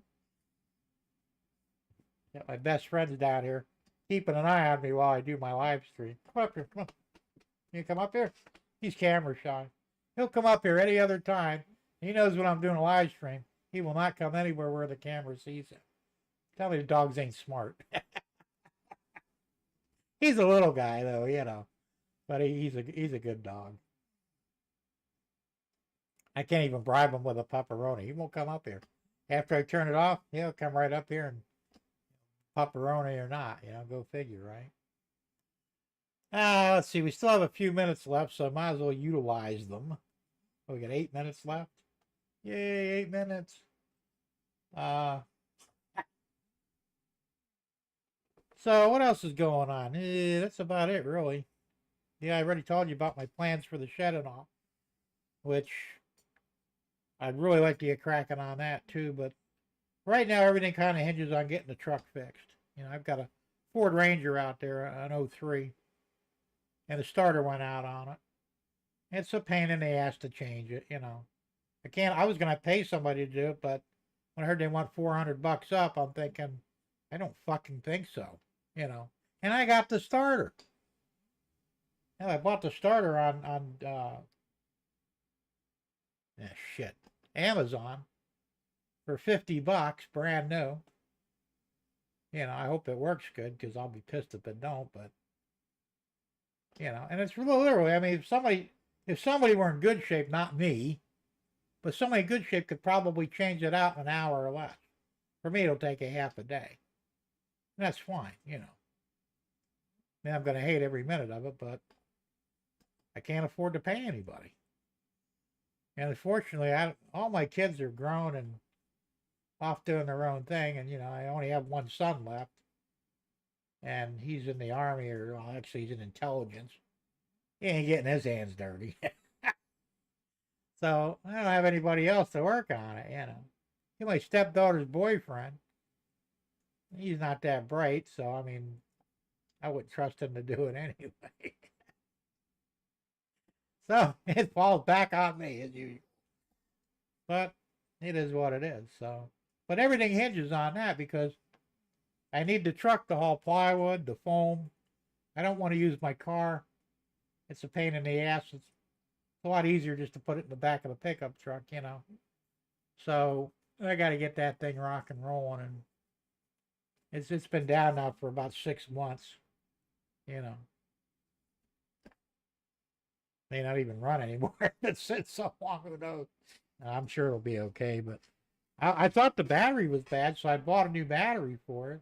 I disconnected it, so it's not being used, but still clunk, clunk, clunk. Oh fuck, the starter's no good. I mean, the truck has 251,000, I think, or 253,000 on it. I got a hell of a deal. It's a great running truck. It's all original. Air works in it. The heat don't, but air works beautifully.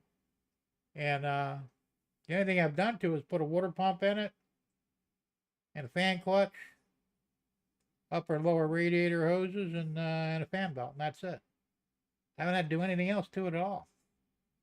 No, not wood, right? So it was probably well past time for the starter to take a dump on it. And, yeah, it's like the AC went bad in my Grand Marquis. And where do they put the fucking compressor? On the bottom of the car. They put it on the top where they used to. I'd have had it fixed a week after it broke down. I'd have to take the passenger front tire off, probably take out the inner fender well, and then I have to get to it that way because you can't do it from up top. And once again, I bought a brand new compressor, dryer, what do you call it?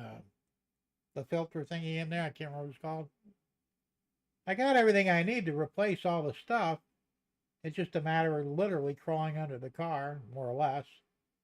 And there's only 2 bolts that hold it on. It's not like it's a big deal. It ain't rusty or nothing. I just don't really want to do it, I mean, there was a time I wouldn't have, blinked an eye at it. But now, like I said, why does shit have to go bad on the damn bottom of the vehicle? Like I said, if they'd have kept it up top where they used to put them, piece of cake. But no, let's put it underneath the fucking car. Ray says it's all good between the sugar shack and just having fun. Love you, brother. These new cars suck.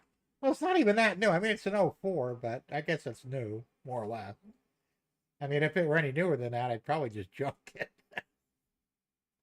I mean, well, that's true. It's not like the old days, man, where, you know, I there was nothing I couldn't do on them. I mean, I replaced transmissions, all that shit.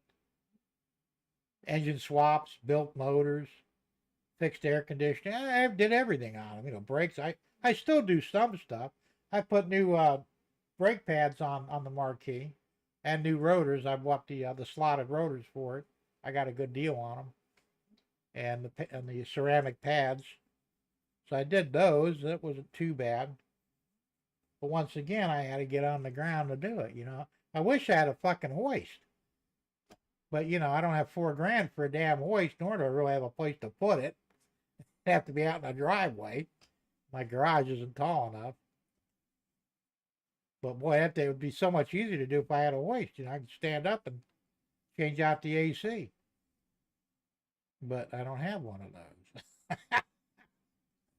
those. That's what it is. Anyway, guys, it's 8:59. I'm going to put the outro up. I want to thank everybody for hanging out with me. You guys are great. I'm glad y'all had a decent new year. I hope the rest of the year is better for all of us, especially now Trump's in there. Well, I hope he'll be in there anyway. And let's just keep open and praying for the best. So until next time, we'll see you. I open the hood and can't find the engine brake under 12 inches. Yeah, I hear you, man. It's bad. All right, guys. Don't forget to flip off the signal man at the end. We'll see you.